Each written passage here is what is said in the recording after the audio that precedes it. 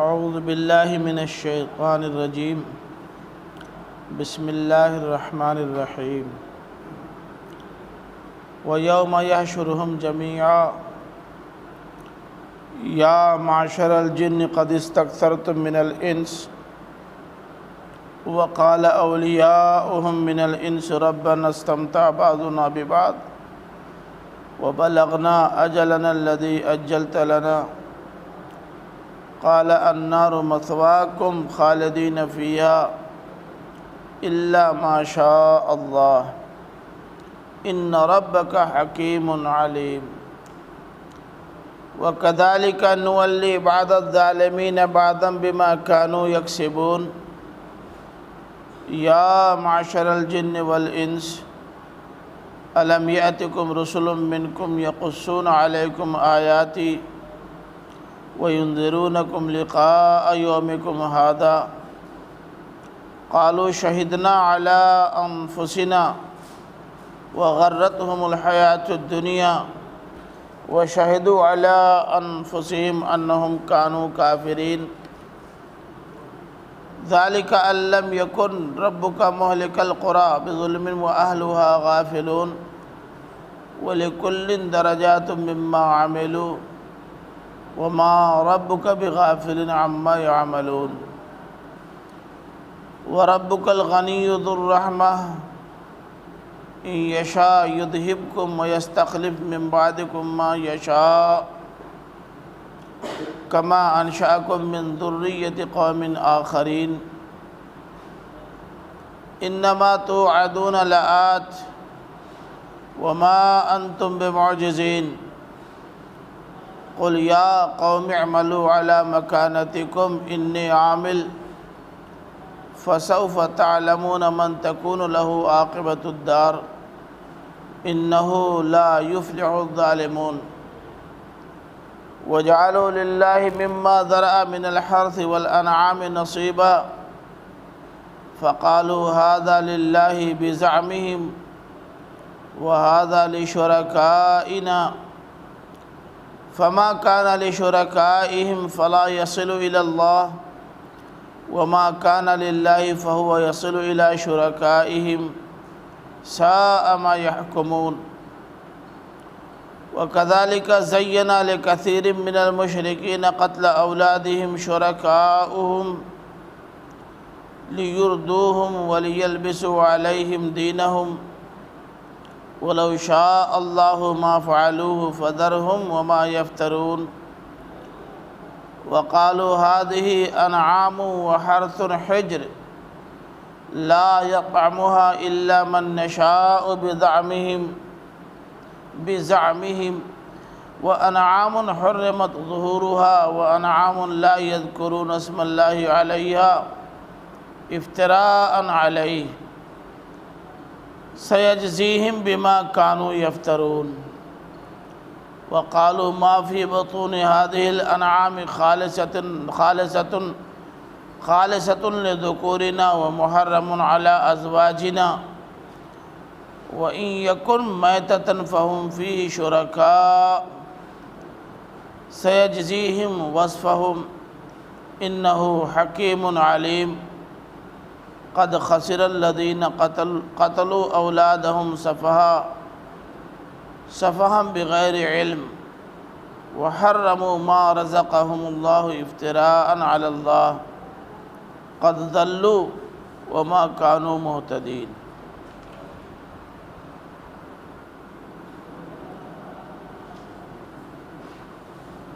ان آیات میں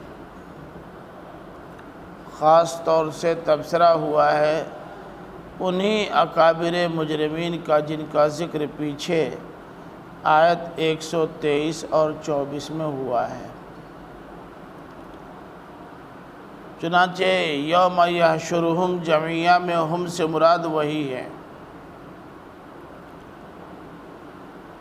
یعنی اس دن کو یاد کریں جس دن اللہ تعالیٰ ان سب کو اکٹھا کرے گا، ان تمام بڑے بڑے مجرموں کو اکٹھا کرے گا۔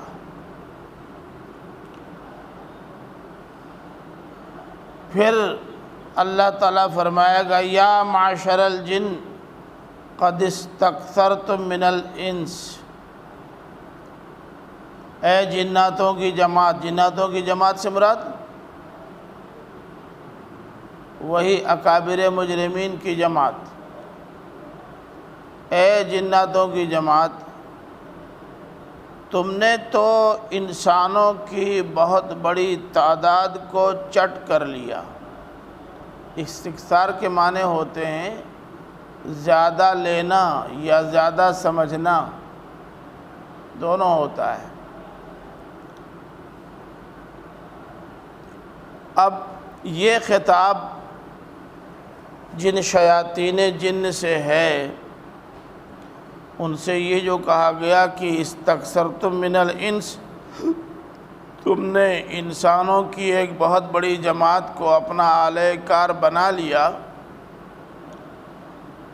اصل میں اس سے پہلے شیطان یہ کہہ چکا تھا اللہ تعالیٰ سے کہ اے اللہ تو نے مجھے جو راندے درگاہ قرار دیا ہے محض اس لیے کہ میں نے آدم کو سجدہ نہیں کیا، میں یہ ثابت کر دوں گا کہ یہ مسجود یا سجدے کے لائق نہیں ہے، اور غلطیاں کرنے میں مجھ سے پیچھے نہیں ہے۔ اگر تو مجھے موقع دے دے کہ میں اس کو اور اس کی ذریت کو بھٹکاؤں تو میں اس کی ذریت کی بہت بڑی تعداد کو اپنے فیور میں لے کر وہ کام کروا لوں گا جو میں کروانا چاہوں گا، جو تیری مرضی کے خلاف ہوگا۔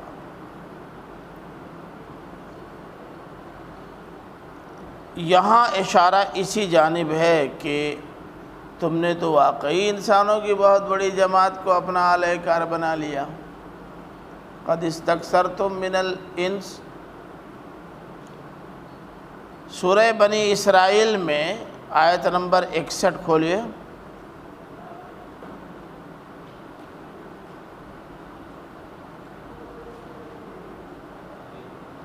شیطان کی بات ان لفظوں میں نقل ہوئی ہے، آیت نمبر 61، ارأیتک ھذا الذی کرمت علی لئن اخرتنی الی یوم القیامۃ لأحتنکن ذریتہ الا قلیلا، ہے نا؟ اس نے کہا تھا کہ اے اللہ تیرا اس کے بارے میں کیا خیال ہے، یہ بڑا اونچا ہے، جس کو تو نے مجھ پر مکرم اور معزز بنایا ہے، یہ واقعی لائق تکریم و اعزاز ہے۔ اگر تو مجھے قیامت تک یہ موقع دے دے کہ میں اس کو اور اس کی ذریت کو بھٹکاؤں تو میں دعوے کے ساتھ کہہ رہا ہوں کہ تھوڑی ہی تعداد بچے گی جو میرے جال میں نہیں پھنسے گی، باقی سب کو پھنسا لوں گا میں۔ سمجھا آپ نے؟ یہ اللہ تعالیٰ کے سامنے آدم کو چیلنج دیا تھا اس نے۔ اللہ تعالیٰ نے فرمایا بات تو تمہاری صحیح، واقعی تم نے زیادہ لوگوں کو چٹ لیا۔ قد استکثرتم من الانس۔ سورہ اعراف میں تو اور زیادہ واضح الفاظ میں اس کی یہ بات نقل ہوئی ہے، آیت نمبر 16-17 دیکھیے۔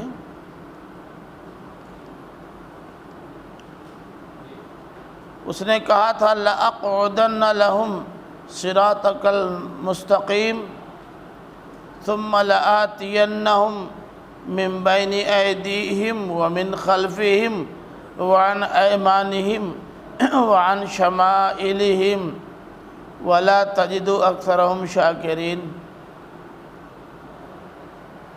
میں لازماً ان کی گھات میں تیرے سیدھے راستے پر بیٹھوں گا، جہاں سے تیرا سیدھا راستہ نکلتا ہوگا وہیں بیٹھوں گا، اور پھر میں ان پر آؤں گا دائیں سے بائیں سے آگے سے، پیچھے سے، دائیں سے اور بائیں سے، مطلب ہر طرف سے اتنا گھیرا ڈالوں گا کہ یہ میری گرفت سے بچ کے نکل نہیں پائیں گے۔ وَلَا تَجِدُ أَكْثَرَهُمْ شَاكِرِينَ، اور واقعی تو ان میں سے بڑی تعداد کو اپنا شکر گزار نہیں پائے گا۔ یہ اس نے کہا تھا۔ یہ آگے اور پیچھے اور دائیں اور بائیں یہ احاطہ کے لیے ہے،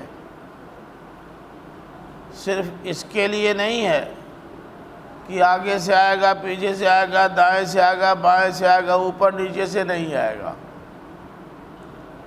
چاروں سمتوں کا بیان کر کے اللہ تعالیٰ نے یہ کہا ہے کہ اس کا یہ کہنا ہے کہ میں ہر طرف سے گھیرے ڈالوں گا اور کہیں سے بھی اس کو بچ نکلنے کا موقع نہیں دوں گا۔ ایک بار لطیفہ ہے، لطیفے سے زیادہ اس کی کوئی حیثیت نہیں ہے، اس لیے کہ میں نے عرض کیا کہ یہ سب چاروں سمتوں کا ذکر احاطے کے مفہوم میں ہے اور اس میں اوپر نیچے کہنے کی ضرورت نہیں ہے۔ لیکن ایک بار ایک جگہ مولانا کلب صادق صاحب شیعوں کے ایک بڑے عالم ہیں نا، انہوں نے کہا شیطان نالائق یہ تو کہہ گیا کہ میں آگے پیچھے دائیں بائیں سے آؤں گا اور سب کو گھیر کے اپنے کام میں لگا لوں گا، جانے نہیں دوں گا، لیکن وہ بھول گیا اور اس سے چھوٹ گیا اوپر اور نیچے۔ اس کو نہیں معلوم تھا کہ جب مومن گھیرے میں آئے گا تو اوپر اور نیچے سے نکل جائے گا۔ اوپر سے کیسے؟ اوپر سے کیسے بولو؟ اوپر سے کیسے بولو نا؟ دعا کے ذریعے، یعنی اللہ تعالیٰ سے وہ مدد مانگے گا اور نکل جائے گا۔ اور نیچے سے کیسے؟ سجدے کے ذریعے۔ سجدہ اور دعا یہ دو ایسی چیزیں ہیں جو اللہ کی رحمت کو متوجہ کر دیتی ہیں، اور اللہ کی رحمت متوجہ ہو جائے تو دنیا کی کوئی طاقت اس کا کچھ بگاڑ نہیں سکتی۔ بہرحال اس کی حیثیت ایک لطیفہ کی ہے، ورنہ یہ جو من بین ایدیہم ومن خلفہم وعن ایمانہم وعن شمائلہم آیا ہے، یہ احاطے کے مفہوم میں ہے۔ مطلب یہ ہے کہ میں ہر طرف سے کوشش کروں گا کہ اس کو گمراہ کر دوں اور میں گمراہ کر کے چھوڑوں گا، اسی کو نہیں اس کی اولاد و ذریت کو بھی، اسی لیے فرمایا کہ وَلَا تَجِدُ أَكْثَرَهُمْ شَاكِرِينَ۔ اب استکثرتم میں ایک نہایت لطیف تلمیح بھی ہے۔ تلمیح جانتے ہیں؟ اشارہ۔ اشارہ کس بات کی طرف ہے؟ اس نے جو کہا تھا لا تجد اکثرہم شاکرین، ان کی اکثریت کو تو شکر گزار نہیں پائے گا۔ اللہ تعالیٰ نے کہا واقعی تم نے اکثریت کو چاٹ لیا۔ اس نے بات اکثریت کو گمراہ کرنے کی کہی تھی نا، اور اللہ تعالیٰ نے کیا فرمایا؟ قد استکثرتم من الانس، واقعی تم نے ان کی اکثریت کو کھا لیا۔ تو یہ استکثرتم من الانس میں جو تلمیح ہے وہ ولا تجدو اکثرہم شاکرین کی طرف ہے، یا اس سے اوپر کی جو آیت میں نے ابھی آپ کو سنائی ہے وہ الا قلیلہ کی طرف ہے۔ اب اس نے تو مہلت مانگی تھی الی یوم القیامت و الی یوم یبعثون، اللہ تعالیٰ نے کہا نہیں، اتنا موقع نہیں ملے گا، تمہیں موقع ملے گا اس وقت تک جب تک یہ انسان دنیا میں ہے، موت کے گھاٹ اتر گیا تو اب وہاں تمہارے داخلے کی گنجائش نہیں، تمہارا دائرہ کار یہیں تک ہے، اس سے آگے نہیں۔ عالم برزخ میں بھی تنگ کرنے کا موقع نہیں ملے گا، اور تنگ کرے چاہے نہ کرے، عالم برزخ میں جانے کے بعد عمل کرنا بھی چاہے کوئی تو کر پائے گا کیا؟ کوئی حاصل نہیں۔ تو یہ ہے یا معاشر الجن قد استکثرتم من الانس، اے جناتوں کی جماعت، جناتوں کی جماعت سے مراد اے جناتوں کے شیاطین، اکابر مجرم، واقعی تم نے انسانوں کی ایک بڑی تعداد کو ہتھیا لیا۔ جب اللہ تعالیٰ جناتوں کے بڑے بڑے سرداروں، لیڈروں اور چیٹروں سے یہ بات کہے گا تو اب ہوتا ہے نا، چور ایسے ہی پکڑا جاتا ہے۔ چوری کرنے والا اگر کوئی اور ہو جس کی طرف انگلی اٹھ رہی ہو، لیکن چور وہاں موجود ہو تو کچھ نہ کچھ ایسا ڈال دیتا ہے کہ پتہ چل جاتا ہے کہ یہی چور ہے۔ اس چور نے اپنی چوری خود پکڑوا دی۔ کیا کہا؟ وَقَالَ أَوْلِيَاؤُهُم مِّنَ الْإِنسِ وَرَبَّنَا اسْتَمْتَعَ بَعْضُنَا بِبَعْضٍ، ان کے جو دوست انسانوں میں سے تھے، کن کے؟ شیاطین جن کے جو دوست انسانوں میں تھے یعنی جو شیاطین انس تھے، ان کو کیا ضرورت تھی بولنے کی؟ چپ رہے ہوتے، لیکن بول پڑے، کہنے لگے کہ اے ہمارے رب، ہم نے ایک دوسرے سے خوب فائدہ اٹھایا، یعنی ہم نے ان سے فائدہ اٹھایا، انہوں نے ہم سے فائدہ اٹھایا۔ انہوں نے اپنے کاز کے لیے ہم کو استعمال کیا اور ہم نے اپنے کاز کے لیے ان کو استعمال کیا۔ مٹھائی منگوانی ہوئی دوسرے کی دکان سے، ہم نے ان کو استعمال کر لیا۔ گمراہ کرنا ہوا کسی کو تو انہوں نے ہم کو استعمال کر لیا، تو ہم نے ان کو استعمال کیا، انہوں نے ہم کو۔ کیا ضرورت تھی یہ بات کہنے کی؟ حماقت ہی ہے نا یہ۔ آخر کچھ مجرموں کے جرم کو اللہ تعالیٰ ان کے سامنے ثابت کر رہا ہے اور ان کی گرفت کر رہا ہے، باقی اور مجرموں کو خود کود پڑنے کی کیا ضرورت تھی؟ لیکن یہ ہو ہی نہیں سکتا کہ احمق بیچ میں نہ کود پڑے۔ اگر احمق نہ ہوتے تو جس کام کے لیے اللہ تعالیٰ نے ان کو پیدا کیا تھا وہ کام نہ کرتے۔ وہ کام کیوں کرتے جس سے اپنا نقصان ہوتا؟ مولوی صاحب، یہ اوپر تھوکنے والا احمق ہی نہ ہوگا؟ جس شاخ پہ بیٹھا ہے اسی کو کاٹنے والا احمق ہی نہ ہوگا؟ یہ ان کی حماقت ہے، خود ہی کود پڑے اور اپنے جرم کا بھی اعتراف کر لیا، صرف یہ دکھانے کے لیے کہ ایسا نہیں ہے کہ ہم خالی آنکھ بند کر کے ان کی بات ماننے والے تھے، خالی اتنا ثابت کرنے کے لیے۔ یہ مت سمجھیے گا کہ ہم بے بھیجا کے تھے، اپنے بھیجے کا استعمال نہیں کرتے، خالی اتنا بتانے کے لیے بس۔ کیا بیوقوفی ہے! ہم بھی عقل کا استعمال کرتے تھے، ہم خالی پیچھے پیچھے دوڑتے نہیں تھے، ہم آگے بھی رہتے تھے، خالی مقتدی نہیں رہتے تھے، امامت بھی کرتے تھے، خالی یہ بتانے کے لیے اپنے آپ کو مجرم قرار دے لیا، اپنی زبان سے خود اعتراف کر لیا۔ کیا کیا بیوقوفیاں ہیں! یہ شیاطین انس کا اعتراف جرم ہے۔ اور جانتے ہیں ایک دم پاگل نہیں ہے، تھوڑا عقل مند بھی ہیں۔ انہوں نے یہ بات کیوں کہی تھی معلوم ہے؟ محض پاگل پن میں، محض حماقت۔ یہ چل گیا کہ نہیں؟ اس کو چلا دیا ہے؟ محض حماقت میں نہیں، یہ چالاک بھی ہیں۔ یہ الگ بات ہے کہ سب سے چالاک جو ہوتا ہے وہ صبح سو کر کے اٹھتا ہے تو پیخانہ کھودنا شروع کر دیتا ہے، مگر وہ چالاک ہوتا ہے، چالاکی میں کرتا ہے۔ اتنی حیرت کیوں؟ کوا صبح اٹھتا ہے، پہلا کام پیخانہ کھود کے کھانا، چالاکی میں کرتا ہے، پہلے پیٹ بھر لو کسی کو ملنے نہ پائے۔ یہ الگ بات ہے کہ رات کا جو کچڑا ملے گا وہ کیا ملے گا۔ تو انہوں نے یہ بات کہی تھی اس لیے کہ جلدی سے جب ہم اعتراف کر لیں گے اور اپنی ندامت کا اظہار کر دیں گے تو ہو سکتا ہے اللہ تعالیٰ کو ترس آ جائے اور جو اس وقت احتساب ان سے ہو رہا ہے ہم اس احتساب سے بچ جائیں۔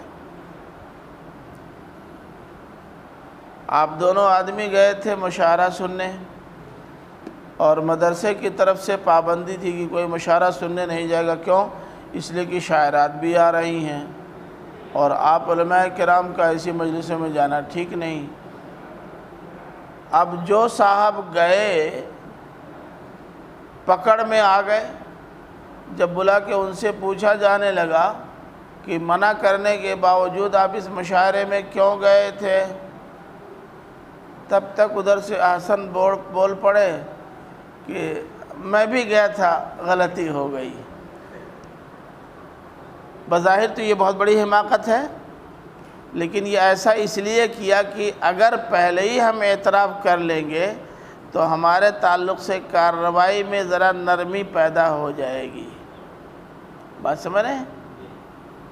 تو ان کو یہ کہہ کر کے یہ کہنا تھا کہ اے اللہ، ہم نے اپنے جرم کا اعتراف کر لیا ہے، ہمارے اوپر رحم فرما۔ لیکن قبل اس کے کہ وہ یہ بات کہتے، اللہ تعالیٰ نے فوراً ان آگے کیا کہنا ہے اس کو بھانپ کر ان کو جواب دے دیا۔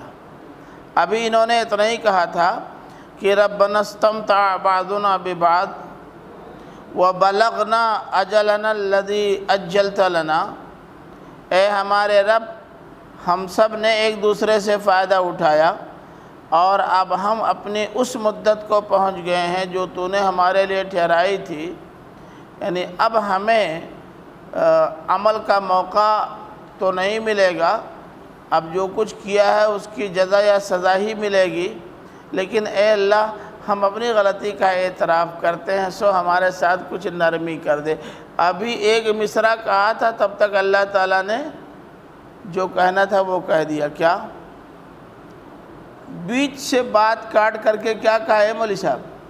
بیچ ہی سے اللہ تعالیٰ نے بات کاٹ دی۔ اس کو پتہ تھا کہ اب یہ کیا بولنے والے ہیں، کیا فائدہ بولوانے سے جب کوئی نتیجہ نکلنے والا نہیں، تو پہلے کہہ دیا قال النار مثواکم، میاں چاہے اعتراف کرو یا نہ کرو، تقریر کرو یا نہ کرو، تمہیں جہنم میں جانا ہے، تمہارا ٹھکانہ اب جہنم ہے بس۔ اور یہ نہیں کہا کہ مثواکم النار، کیا کہا؟ النار مثواکم، آگ ہی تمہارا ٹھکانہ ہے، آگ پہلے ٹھکانہ بعد میں۔ اب تو کچھ کہنے کا فائدہ بھی نہیں بچا۔ اگر یہ کہہ دیتا اللہ تعالیٰ کہ تمہارا ٹھکانہ آگ ہے، تو ترتیب میں ٹھکانہ پہلے آگ بعد میں، آدمی سوچ سکتا تھا کہ کچھ گنجائش ہے، اور جب ترتیب ہی یہ بنی کہ النار مثواکم، آگ تمہارا ٹھکانہ ہے، تو سمجھ میں آ گیا کہ اب کوئی چانس نہیں، نو چانس۔ اللہ تعالیٰ نے جو ترتیب رکھی ہے لفظوں کی نا، بہت بہت حکمت پر مبنی ہے۔ اور اتنا ہی نہیں بلکہ یہ بھی کہہ دیا خالدین فیہا، تم کو ہمیشہ اسی میں رہنا ہوگا۔ یہ نوٹ کر لو، اب جہنم ہی تمہارا مقدر ہے، اور جہنم ہی میں ہمیشہ رہنا پڑے گا، الا ما شاء اللہ، مگر جو اللہ چاہے۔ دیکھیے عبد الرحمن کنکنا گئے، لگتا ہے کچھ گنجائش ہے اس میں۔ ہمارے بہت سارے مفسرین نے اس سے سمجھا بھی یہی ہے کہ یہ خلود فی النار مطلق نہیں ہے، مقید ہے مشیت الہی سے، یعنی جائیں گے تو جہنم میں، لیکن اللہ تعالیٰ جس کو چاہے گا نکال کر جہنم سے باہر کر دے گا۔ اور بعض لوگوں نے تو جس کو چاہے گا، تب تو یہ ماں کو من کے معنی میں ماننا پڑے گا۔ مان لیا انہوں نے کہ کون سی پریشانی ہے، مان لیں گے۔ یہ ماں من کے معنی میں، جن کو اللہ تعالیٰ چاہے گا نکال لے گا، جہنم میں نہیں جانے دے گا، یا جانے بھی دے گا تو جہنم میں ہمیشہ نہیں رکھے گا، کچھ دنوں تک اس میں سزا وزا دینے کے بعد نکال لے گا۔ اور اسی غلط فہمی کی وجہ سے آج ہم لوگوں نے بھی یہ سمجھ لیا ہے کہ جو مومن ہیں یا مسلم ہیں، کلمہ لا الہ الا اللہ محمد رسول اللہ کے پڑھنے والے ہیں، وہ ہمیشہ جہنم میں نہیں رہیں گے، ایک خاص مدت تک جائیں گے، اپنی سزا بھوگیں گے، پھر باہر آ جائیں گے۔ اور لوگوں نے حساب تک لگا کر کے رکھ لیا ہے، ایک نماز چھوٹنے پر اتنے گناہ، تو اتنی نمازیں چھوٹنے پر اتنے گناہ، تو اس ایک نماز کے بدلے اتنے دن جہنم میں جلنا پڑے گا، تو 2000 نماز چھوٹ گئی تو اتنے دن جلنا پڑے گا، بالآخر اتنے ہزار سالوں کے بعد نکل کے جنت میں۔ حساب بھی لگا لیا۔ ایک رائے تو یہ ہے مفسرین کی، ایک رائے اور ہے، وہ یہ ہے کہ جائیں گے سب، رہیں گے ہمیشہ جہنم میں، مگر سب کے لیے ہمیشہ جہنم نہیں ہے، یہ کفار اور مشرکین کے لیے ہے۔ باقی لوگوں کو جب تک رکھنا چاہے گا رکھے گا، اور جب نکالنا چاہے گا نکال لے گا۔ جیسے اگر زیادہ قریبی ہوں گے تو ان کو کچھ دنوں ڈال کے نکال لے گا، جیسے یہود و نصارہ کا خیال تھا، اور جو ذرا زیادہ قریبی نہیں ہوں گے ان کو زیادہ دن تک جیل میں رکھے گا، اس کے بعد نکال لے گا۔ تو شیخ صاحب، سید صاحب، یہودی، نصرانی، ہاشمی، یہ سب لوگ بہت پر امید ہو گئے کہ جو خاندانی نسبت ہے نبیوں سے اس کا فائدہ ملے گا۔ سمجھا آپ نے؟ تو کہہ رہے ہیں ماں کو ماہی کے معنی میں رہنے دیجئے، من کے معنی میں لانے کی ضرورت نہیں ہے، لیکن کم از کم ماں یہ تو بتا ہی رہا ہے کہ خلود فی النار نہیں ہوگا، کم از کم ہم لوگوں کے لیے تو بہرحال نہیں ہوگا۔ یہ سب لوگ جن کا کوئی خاندانی رشتہ اللہ کے رسول سے نہیں بنتا، وہ سمجھے اپنا تو کام چل جائے گا۔ ہمارے شیعہ حضرات کا تصور یہی ہے، لیکن یہ دونوں باتیں صحیح نہیں ہیں، یہ نوٹ کر لیجئے گا۔ قرآن مجید ہی میں لکھا ہوا اما من ثقلت موازینہ فہو فی عیشۃ راضیہ واما من خفت موازینہ فامہ ہاویہ۔ جس کا نام اعمال زیادہ ہوگا، نام اعمال کا پلڑا بھاری ہوگا، وہ جنت میں، اور جس کے اچھے کاموں کا پلڑا ہلکا ہوگا وہ جہنم میں۔ اور جو جنت میں گئے ہمیشہ کے لیے جنت میں، جو جہنم میں گئے وہ ہمیشہ کے لیے جہنم میں۔ نہ جنت سے نکل کے جہنم میں جانا، نہ جہنم سے نکل کے جنت میں جانا ہے۔ یہ غلط فہمی دور کر لیجئے۔ اسی غلط فہمی کی وجہ سے لوگ سوچتے ہیں کہ گناہ کر ڈالو کوئی بات نہیں، مومن تو ہیں ہی، آج نہیں کل دیر سویر جائیں گے ہی جنت میں، کیا بڑا مسئلہ ہے، دنیا کی لذت بھی لوٹ لو، آخرت کی لذت تو ملے گی ہی، دیر ہی سے صحیح ملے گی ضرور انشاءاللہ۔ یہ بات دماغ سے نکال دیجئے۔ اللہ تعالیٰ نے النار مثواکم خالدین فیہا کہہ کر کے آپ سب لوگوں کو مخاطب نہیں بنایا ہے مولوی صاحب، مولانا لوگ نہیں مخاطب ہیں، یہ بدمعاش لوگ مخاطب ہیں۔ کیا بدمعاشوں کے تعلق سے بھی آپ کی سوچ یہی ہے کہ اللہ تعالیٰ ان کو بھی نکال سکتا ہے؟ اگر انہی کو نکال دے گا تو پھر جہنم میں کون رہے گا؟ شیاطین انس اور شیاطین جن ہی میں اگر کچھ لوگ ایسے بنتے ہوں کہ ان کو جہنم میں ڈالنے کے بعد جنت میں بھی نکال کر ڈالا جا سکتا ہے، تو یہ تو خلاف عدل ہے، ظلم ہے۔ انہوں نے ایک پوری نسل کو گمراہ کر کے ہمیشہ کے لیے جہنم میں ڈلوا دیا، وہ زندگی کے کسی بھی مرحلے میں جنت میں بھی جانے کے مستحق قرار پائیں گے۔ اس سے بڑا ظلم کیا ہوگا؟ اللہ تعالیٰ ظالم ہے کیا؟ ما انا بظلام للعبید، میں تو بندوں پر ذرا بھی ظلم نہیں کرتا، وہ ظالم نہیں ہے، یہ ظلم ہے، خلاف عدل ہے۔ اور اللہ تعالیٰ خلاف عدل کوئی کام نہیں کرے گا۔ تب سوال پیدا ہوتا ہے کہ اس الا ماشاء اللہ کا کیا مطلب؟ مطلب یہ ہے کہ تمہارا ٹھکانہ جہنم ہے، تمہیں جہنم میں جانا پڑے گا، جہنم ہی میں رہنا پڑے گا، جہنم سے نکالنے کی کوئی بات نہیں ہوگی ہی نہیں۔ جن لوگوں نے یہ سمجھا ہے کہ ہم اپنے پیروں کے ذریعے سے، ہم اپنے دیویوں دیوتاؤں کے ذریعے سے، ہم اپنی محترم شخصیات کے ذریعے سے، ہم اپنے مذہبی قائدین کے توسط سے دیر سویر سفارش و گزارش کے بعد نکل ہی آئیں گے، تردید یہاں اس کی ہے، کسی کی کچھ نہیں چلے گی، نہ مشیت پیروں کی چلے گی، نہ مشیت مذہبی رہنماؤں کی چلے گی، نہ مشیت دیویوں و دیوتاؤں کی چلے گی، مشیت چلے گی اللہ کی بس۔ اور اللہ تعالیٰ ایسے بدمعاشوں کو چھوڑے گا نہیں۔ یہ الا ما شاء ربک کا مطلب یہ ہے، تم نے جن پہ تکیہ کر کے یہ شرارتیں کی ہیں کہ جب تمہاری گاڑی پھنسے گی تو وہ نکال دیں گے، ان کی مرضی چلے گی ہی نہیں، نکالیں گے کہاں سے؟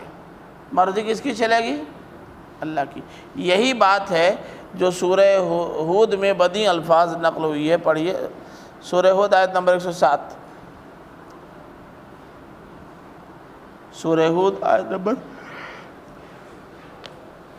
107۔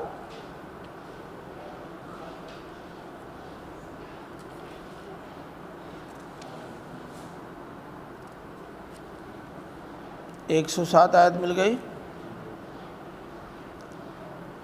بلکہ دیکھ لیجئے کہ آیت نمبر 106 سے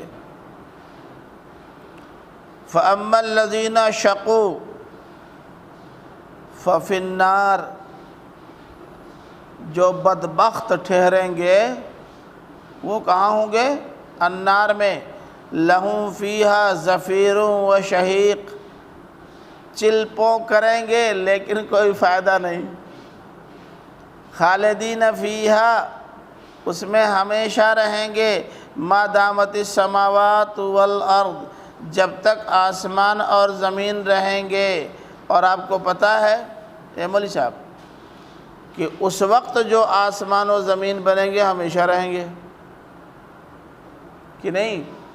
یہ زمین و آسمان تو قیامت کے روز ٹوٹ جائیں گے، لیکن پھر جو زمین و آسمان اللہ تعالیٰ بنائے گا وہ ٹوٹنے والے نہیں ہوں گے، ہمیشہ رہیں گے۔ اس کا مطلب ان کو بھی ہمیشہ رہنا پڑے گا۔ یہ جو فرمایا کہ الا ما شاء ربک، مگر جو تمہارا رب چاہے، یہاں بھی جو بمانے جن نہیں ہے، ما بمانے من نہیں ہے، اللہ تعالیٰ من ہی لیا تھا، کیا پریشانی تھی؟ یہ ما مائی کی معنی، مگر جو تمہارا رب چاہے، تمہارا رب ہی چاہے تو یہ آسمان و زمین فنا ہو سکتے ہیں، ایسے ہی جیسے یہ آسمان و زمین فنا ہوئے، اور وہ نہیں چاہے گا تو دنیا کی کوئی طاقت فنا نہیں کر سکتی، اور اللہ چاہے گا نہیں، اس لیے کہ اس نے ایک نظام بنا لیا ہے، ایک ضابطہ ٹھہرا لیا ہے۔ ٹھیک اسی طرح سے لوگوں کو جہنم میں رہنا پڑے گا، کوئی اپنی سفارش و گزارش سے نکال نہیں پائے گا، نکال پائے گا تو اللہ ہی نکال پائے گا، اور وہ نکالے گا نہیں۔ سمجھا آپ نے؟ کیونکہ خود ہی اس نے کہہ دیا ہے کہ میں نہیں نکالوں گا۔ تو یہ الا ما شاء اللہ کو اچھی طرح ذہن میں رکھیے گا، اس میں دھوکہ ہوگا تو خام خیالی اور طفل تسلیوں میں لگ جائیں گے آپ، ضرورت ہی نہیں۔ جو تصویر نمایاں ہو رہی ہے نا، وہ تصویر ان لفظوں سے خود ہی واضح ہو جا رہی ہے، کوئی ضرورت نہیں محذوب ماننے کی۔ آخر شارٹ کٹ میں آپ بولتے ہیں کہ نہیں؟ دیکھیے خود بولے خالی جی کہہ کے چھوڑ دیا، اب آپ کہیں گے کہ جی مانتے ہیں یہ محذوف ہے، کیا ضرورت ہے محذوف ماننے کی؟ وہ تو جی خود ہی بتانے کے لیے کافی ہے۔ محذوف وہاں مانا جاتا ہے جہاں محذوف کو کھولے بغیر مفہوم سمجھ میں نہ آئے، اور جہاں مفہوم سمجھ میں آ جاتا ہے وہاں محذوف ماننے کی ضرورت ہی نہیں۔ بات سمجھ رہے ہیں؟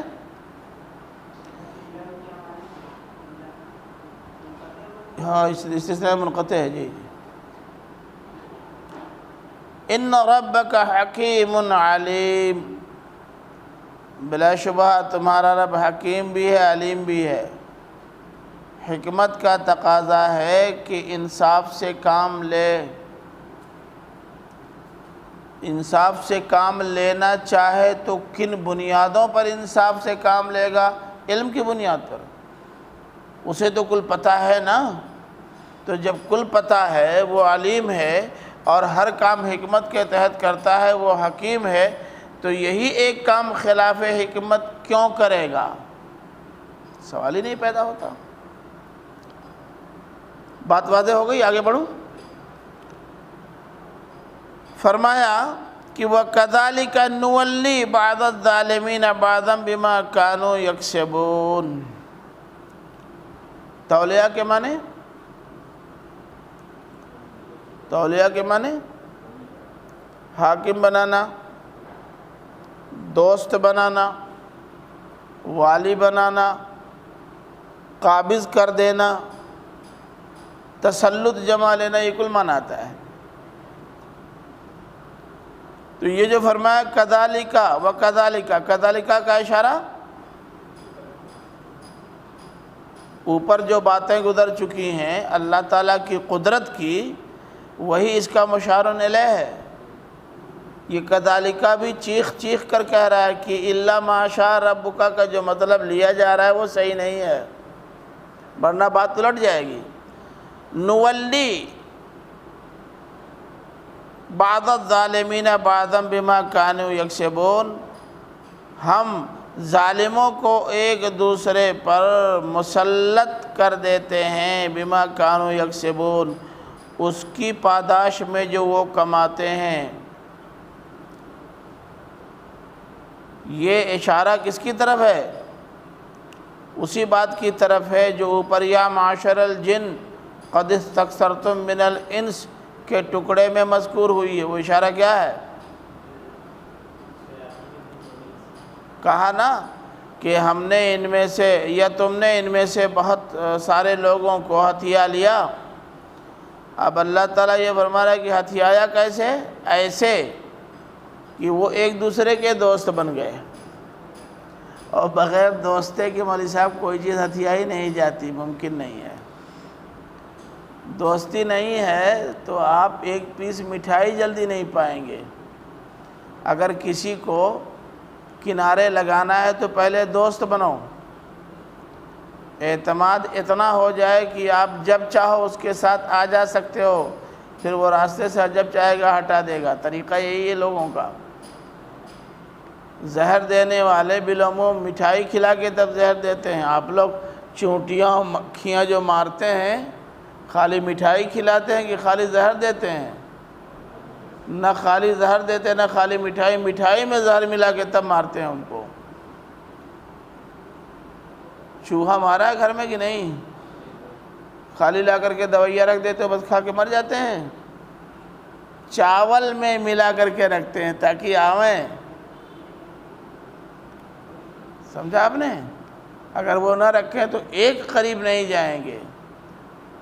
تو دوست بنانے کا عمل پہلے ہوتا ہے، پھر جو کام کرنا ہے وہ لوگ کرتے ہیں۔ اللہ تعالیٰ نے فرمایا کہ کذالک، اسی طرح، چونکہ یہ دونوں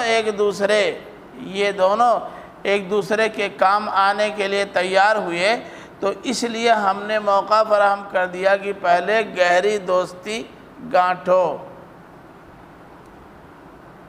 ایک صاحب نے بمبئی میں کہا کہ ہمارے کئی شاگرد ہیں جنات۔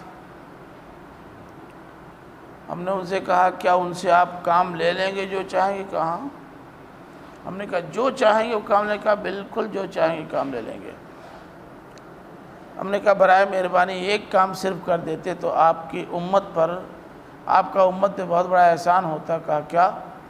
ہم نے کہا اس وقت الیکشن کا زمانہ ہے، جتنے لوگ اسلام اور مسلمانوں کے خلاف زہر اگلتے ہیں، جس وقت زہر اگلیں اپنے جنات شاگردوں کے اسی وقت اٹھا کے پٹک دیں، جیسے ہی اسلام و مسلمانوں کے خلاف کچھ بولیں اسی وقت اٹھا پٹک دیں، نہ کچھ کرنا نہ دھرنا، سب کی بولتی بند ہو جائے گی، 4-6 کو اٹھا کے پٹکیں مسئلہ حل ہو جائے گا۔ بس گرم ہو گئے، مذاق اڑاتے ہیں آپ۔ اب آپ بتائیں۔ تو اللہ تعالیٰ اسی طرح سے ایک دوسرے کا دوست بنا دیتا ہے، ظالم جتنے ہوتے ہیں نا ایک دوسرے کے دوست بن جاتے ہیں۔ اچھا کیوں؟ بما کانوا یکسبون، اس کی وجہ سے جو وہ کماتے ہیں، جو کمائی وہ کرنا چاہتے ہیں وہی یہ بھی کرنا چاہتے ہیں، اور قارورہ سے مل جاتا ہے دوست بن جاتے ہیں۔ اس سے معلوم یہ ہوا کہ فکر و عمل کی یکسانیت باہمی دوستی کا بہت بڑا محرک ہے۔ کیوں؟ فکر اور عمل دونوں کی یکسانیت ایک دوسرے کو قریب لانے میں بہت بڑے معاون ہیں۔ پارٹیوں میں جو لوگ جاتے ہیں مختلف برادریوں کے ہوتے ہیں، مختلف خاندان کے ہوتے ہیں، مختلف علاقوں کے اور مسلمانوں کے مختلف مسالک کے لوگ ہوتے ہیں، لیکن ایک فکر ہے پارٹی کا جو اس سے متفق ہوتے ہیں، سب اس میں چلے جاتے ہیں، اور جو مسجد میں جا کر ان کے پیچھے نماز نہیں پڑھتے وہ بھی وہاں ایک ہی اسٹیج پہ بیٹھ کے مٹھائی کاٹتے ہیں۔ بما کانوا یکسبون، یہ جو اتحاد ہوتا ہے، دوستی ہوتی ہے، وہ بما کانوا یکسبون، جو کرتے ہیں جس لائن پر چلتے ہیں اس کی وجہ سے یہ دوستی ہوتی ہے۔ آج اسلام اور مسلمانوں کے خلاف جو ایک اتحاد قائم ہو گیا ہے تمام باطل طاقتوں کا، بما کانوا یکسبون، نولی بعض الظالمین ببعض، بس سمجھے نا؟ تو یہ فکر کی یکسانیت عمل کی یکسانیت پر آمادہ کرتی ہے، اور فکر و عمل کی یکسانیت دوستی پیدا کرتی ہے۔ دوستی ایسے ہی ہوتی ہے، کسی شریف آدمی کی دوستی کسی رذیل سے نہیں ہوتی، کسی رذیل کی دوستی کسی شریف سے نہیں ہوتی۔ حالات کے تحت اٹھنا بیٹھنا شروع کر دے اور بات ہے، لیکن دوستی جس کا نام ہے ولایت وہ نہیں ہوگی، ممکن نہیں۔ بات سمجھ رہے ہیں؟ تو یہ مت کہیے گا کہ اللہ تعالیٰ نے جب ان کو ایک دوسرے کا دوست بنا دیا تو وہ بیچارے کیا کریں۔ اللہ تعالیٰ نے ایک دوسرے کا دوست جو ظالموں کو بنایا ہے، بما کانوا یکسبون، جو لائن ان کی ہے اس لائن کی بنیاد پر بنایا ہے، اپنی طرف سے نہیں کچھ کیا ہے۔ تو اللہ تعالیٰ مجرم کیسے ہوگا؟ سمجھ رہے ہیں نا؟ ہاں بھائی، پہلے فکر پیدا ہوتی ہے تب نہ عمل آتا ہے۔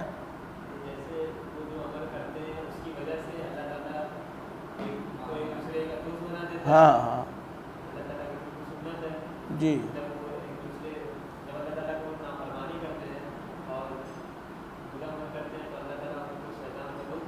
ٹھیک، ہاں بڑھتے چلے جاتے ہیں، وہی ہے۔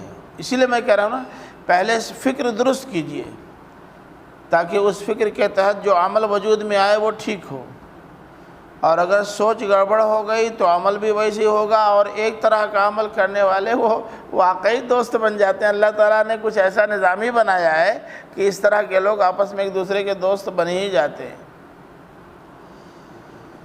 جی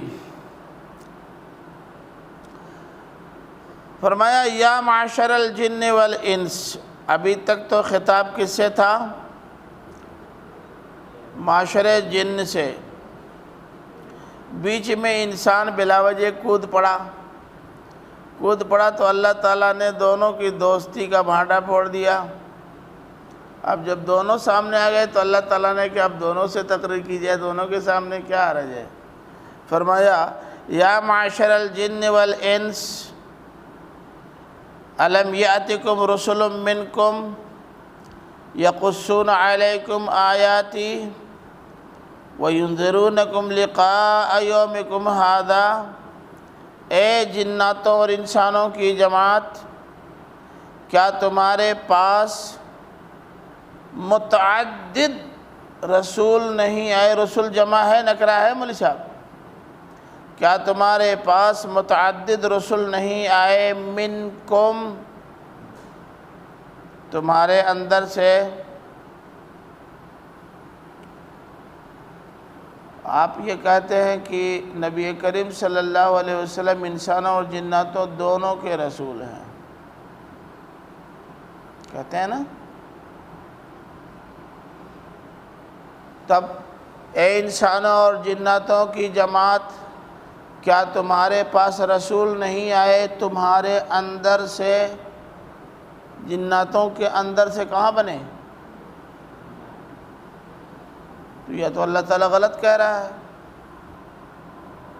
کم سے مراد انسان اور جنات دونوں ہیں نا؟ تمہارے اندر سے کا مطلب ایک کے اندر سے اور ایک کے اندر سے نہیں۔ تب اس سے تو لگا یہ کہ انسانوں کے درمیان پیغمبر انسانوں میں سے اور جناتوں کے درمیان پیغمبر جناتوں میں سے۔ تو جب جناتوں کے الگ پیغمبر ہیں تو پھر آپ کی پیغمبری ان کے لیے کیوں؟ اصلاح کا صدر مدرس الگ، بیت العلوم کا صدر مدرس الگ، اب دونوں میں سے کسی ایک کا صدر مدرس کا قانون دونوں مدرسوں میں چلے گا، کیوں؟ جب دونوں کے الگ الگ ہیں تو کیوں دونوں ایک ہی کا دونوں میں چلے گا؟ کیا خیال ہے؟ بولے آیت تو یہی نہ کہہ رہی ہے، تو پھر مانیے۔ کیوں آپ نہیں مانیں گے؟ اللہ میں تو کہہ رہے ہیں،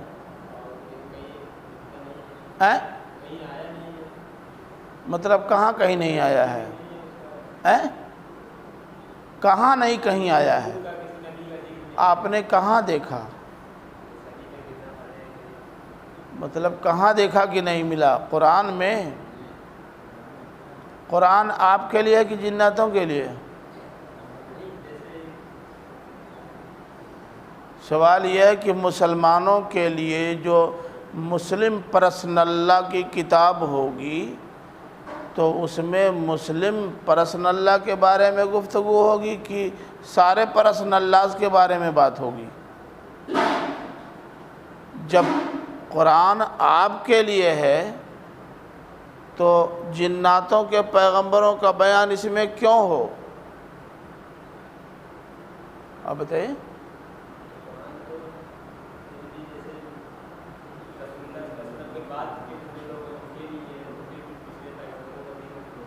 مطلب کہاں؟ یہی تو میں پوچھ رہا ہوں۔ پرانی آسمانی کتابوں میں بھی ان کا ذکر آیا ہے کیا؟ ان کے معقولات؟ اچھا بتائیے، حرام اور حلال چیزوں کا بیان ہوا نا؟ کیا کھانا حلال کیا کھانا حرام بیان ہوا؟ ابھی اسی میں آپ پڑھ کے آئے ہیں۔ جناتوں کی غذا کیا ہے؟ اونٹ، بکرا، مرغا، کیا ہے بولو؟ کہاں لکھا ہے کون ہڈی حلال کون ہڈی حرام؟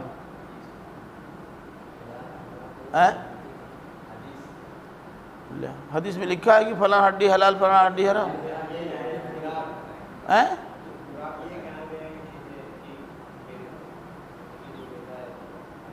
آپ کہہ رہے ہیں، میں تھوڑا کہہ رہا ہوں۔ آپ کہہ رہے ہیں نا کہ میں تو یہ کہہ رہا ہوں کہ پتہ نہیں کہ ان کی غذا کیا ہے۔ جب اللہ تعالیٰ نے نہیں بتایا تو ہم کو کیا معلوم؟ اور ہم کو بتاتا کیوں؟ بات ان کی ہے، ہم کو بتانے کی کیا ضرورت؟ اب آپ یہ کہہ سکتے ہیں کہ اگر یہ قرآن مجید ہمارے اور ان کے دونوں کے لیے نہیں ہے تو فَبِأَيِّ آلَاءِ رَبِّكُمَا تُكَذِّبَانِ کا کیا مطلب؟ توحید، آخرت اور رسالت، یہ عقائد، تینوں عقائد دونوں میں مشترک ہیں۔ رسول ان کا دوسرا ہوگا مگر رسالت تو ہوگی۔ اللہ تعالیٰ نے اپنے جن نعمتوں کا اور اپنے جن عقائد کا بیان کیا ہے، چونکہ ان عقائد کا تعلق دونوں سے ہے، اس لیے اللہ تعالیٰ نے دونوں کو شامل کر لیا، کیونکہ وہ آپ کے بیچ میں رہتے ہیں تو ان کو بھی مخاطب بنا لیا۔ ابھی کوئی لڑکا کسی اور درجے کا اس میں آ جائے، جب ہم گفتگو کریں گے تو اس کی طرف تاکیں گے نہیں کیا؟ اس کی مناسبت سے کوئی جملہ نہیں کہہ سکتے؟ آپ یہ کہیں گے کہ باقاعدہ ان کے ایمان لانے کا ذکر ہے، قُلْ أُوحِيَ إِلَيَّ أَنَّهُ اسْتَمَعَ نَفَرٌ مِّنَ الْجِنِّ فَقَالُوا إِنَّا سَمِعْنَا قُرْآنًا عَجَبًا، آگے إِلَى الرُّشْدِ فَآمَنَّا بِهِ۔ جناتوں نے جو باتیں سنی تھیں حدیث سے ثابت ہے، وہ کیا تھیں؟ اللہ تعالیٰ کی وحدانیت کا بیان تھا۔ وحدانیت آپ میں بھی مطلوب ہے، وحدانیت وہاں بھی مطلوب ہے، شرک آپ کے ہاں بھی ہے، شرک ان کے یہاں بھی ہے۔ شرک کی تردید اور وحدانیت کا اس بات جتنے خوبصورت پیرائے میں قرآن میں بیان ہوا ہے، انہوں نے سنا تو ان کی سمجھ میں آ گیا کہ واقعی توحید تو یہ ہے، اور کہا اس پر ایمان لے آئے۔ کون سی حیرت کی بات ہے؟ ایک مولانا صاحب تقریر کر رہے ہیں، غیر مسلم گزر رہا ہے، غیر مسلم ہونے کے باوجود بالکل صحیح بات ہے، میں اس بات کو تسلیم کرتا ہوں۔ کیا مطلب مسلمان ہو گئے؟ ان کو اپنا قائد مان لیا؟ یہ کوئی دلیل تو ہوئی نہیں۔ سب سے اہم مسئلہ یہ ہے کہ دو تین چیزیں ہیں۔ ایک تو یہ کہ ان کے معقولات اور مشروبات کا ذکر کہاں ہے، اور یہ بات صحیح نہیں ہے، خلاف عدل ہے کہ انسانوں اور جناتوں دونوں کے پاس آنے والی کتاب میں انسانوں کے معقولات و مشروبات حلال و حرام کی تفصیل تو موجود ہو، جناتوں کی بالکل نہ ہو، یہ انصاف نہیں ہے۔ دوسری بات یہ ہے کہ جب آپ کو بار بار یہ بتایا گیا ہے کہ جب لوگوں نے کہا کہ آخر انسان ہی پیغمبر بن کے کیوں آیا، فرشتہ کیوں نہیں آیا، تو اللہ تعالیٰ نے جواب میں یہی کہا کہ تمہارے درمیان کا آدمی تمہارے لیے مفید ہوگا، غیر مخلوق نہیں، اور اگر غیر مخلوق کو بھی تمہارے درمیان پیغمبر بنانا ہو تو بھی اس کو انسان ہی بنانا پڑے گا، ورنہ وہ پیغمبر ہی نہیں کر سکتا۔ پھر تیسری بات یہ ہے کہ نبی کریم صلی اللہ علیہ وسلم تو انفرادی اور اجتماعی دونوں دعوت پر تو مامور ہوئے تھے نا۔ حدیثوں سے جناتوں کے بیچ میں 5 یا 6 مرتبہ جانا ثابت ہے، بس جناتوں کے بیچ میں اللہ کے رسول صلی اللہ علیہ وسلم کا پوری نبوی زندگی میں صرف 5-6 بار جانا ثابت ہے حدیثوں سے، اور انہی حدیثوں میں یہ بھی ہے کہ ان کے نزاعی امور میں فیصلہ کرنے کے لیے گئے، آپ کو انہوں نے بلایا۔ یادو برادری کے لوگ آپ کو نہیں بلا سکتے کیا اپنے نزاعی امور میں فیصلہ کرنے کے لیے؟ بولیے، کیا مطلب آپ یادو ہو گئے؟ یہ کیا بات ہوئی؟ اور یہ کتنی عجیب بات ہے کہ اللہ کے رسول صلی اللہ علیہ وسلم انسانوں میں تو ڈور ٹو ڈور جائے، ایک ایک فرد کو سمجھائیں، انفرادی اور اجتماعی دونوں دعوت دیں، اور ان کے یہاں 5-6 بار کل جائیں، وہ بھی بلانے پر جائیں، حق دعوت ادا ہوا؟ بولیے، کیا یہ انصاف ہے کہ 2 خاندانوں یا 2 مخلوقات کے درمیان بنائے جائے پیغمبر، ایک پر ساری توانائی صرف کر دیں اور ایک کے یہاں صرف چھدا اتار دیں؟ آپ داعی ہیں، آپ دعوت ہم کو بھی دیں اور دعوت ان کو بھی دیں۔ ہم کو آپ وہ سارا کھانا کھلائیں جو اس روز کھلایا، اور ان کو خالی آپ مٹھائی کھا کے پانی پلا کر کے ٹرخا دیں۔ آپ کا کیا خیال ہے، انصاف ہوگا؟ کیا مطلب اللہ کے رسول صلی اللہ علیہ وسلم یہ اللہ تعالیٰ ظالم ہے، منصف نہیں ہے، عادل نہیں ہے؟ بولیے، ہے ہمت کہنے کی اللہ تعالیٰ عادل نہیں ہے، ظالم ہے؟ رسول عادل نہیں ہے، ظالم ہے، ہمت ہے کہنے کی، پھر شکل کیا بنے گی؟ اس لیے اس پر سنجیدگی سے غور کیجئے گا۔ اور میں نے ایک بہت ممتاز اور نامور صاحب تفسیر عالم دین سے یہی بات کہی تو وہ ناراض ہو گئے، اور انہوں نے کہا کہ تمہارا موقف صحیح نہیں ہے۔ ہم نے کہا بیٹھیے بات کر لی جائے۔ دیر تک گفتگو ہوتی رہی، جو دلائل انہوں نے دیے، میں نے کہا مولانا یہ سارے دلائل تو آپ میرے دے رہے ہیں، اپنے دلائل دیجئے۔ ہے ہی نہیں، دیں گے کہاں سے؟ ہے ہی نہیں۔ کہا تب آپ لکھ ڈالیے۔ میں نے کہا ہمت جٹاؤں، ہمت پڑے گی تو لکھ دوں گا، ہمت نہیں پڑے گی تو میں تو ڈرپوک آدمی، ہر صحیح بات لکھنے کی ہمت نہیں ہوتی۔ اب بات سمجھ رہے نا؟ یا تو آپ دلائل اس کے فراہم کیجئے کہ یہ نبوت رسالہ سب کے لیے۔ گفتگو لمبی اتنی ہو گئی منکم کی وجہ سے، اور منکم میں نے تو نہیں ڈالا، اللہ تعالیٰ نے ڈالا ہے، تو اس لیے بات ہوگی۔ اے معاشر الجن والانس، اے جناتوں کی جماعت، کیا تمہارے اندر ہی سے رسول نہیں آئے؟ اے جناتوں کی جماعت، کیا تمہارے اندر ہی سے رسول نہیں آئے؟ اب حجت جب تمام کر دیا تو کوئی عذر کسی کے پاس باقی ہے؟ اور اگر آپ یہ مانتے ہیں کہ دونوں کے نبی و رسول ایک، تو جناتوں کے درمیان اتمام حجت ثابت کیجئے۔ اگر نہیں ثابت کر سکتے تو ان کے ساتھ انصاف نہیں ہوا، یہ ٹھیک نہیں ہے۔ تو تھوڑا جذباتیت سے باہر آ کر غور کیجئے گا، میٹر ایسا ہے۔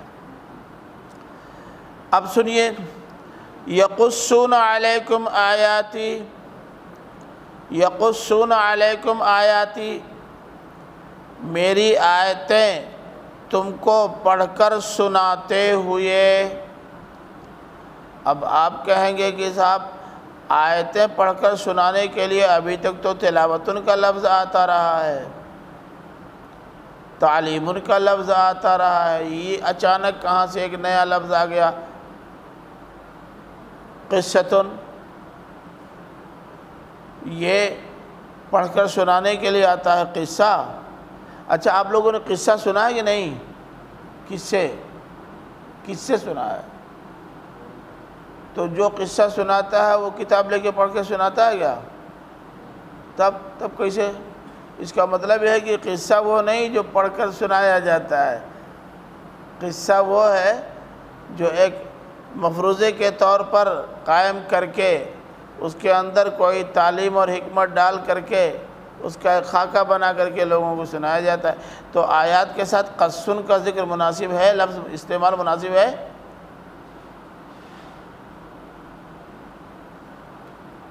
یقصون علیکم آیاتی، تم پر میری آیتیں تلاوت کرتے ہوئے۔ تلاوت کرنے کے لیے قصتن کا لفظ موضوع ہے، اس کو کاٹ کے بھی بناؤ، یتلو ہونا چاہیے، یتلون علیکم آیاتی، اس کو کاٹ کے ٹھیک کرو۔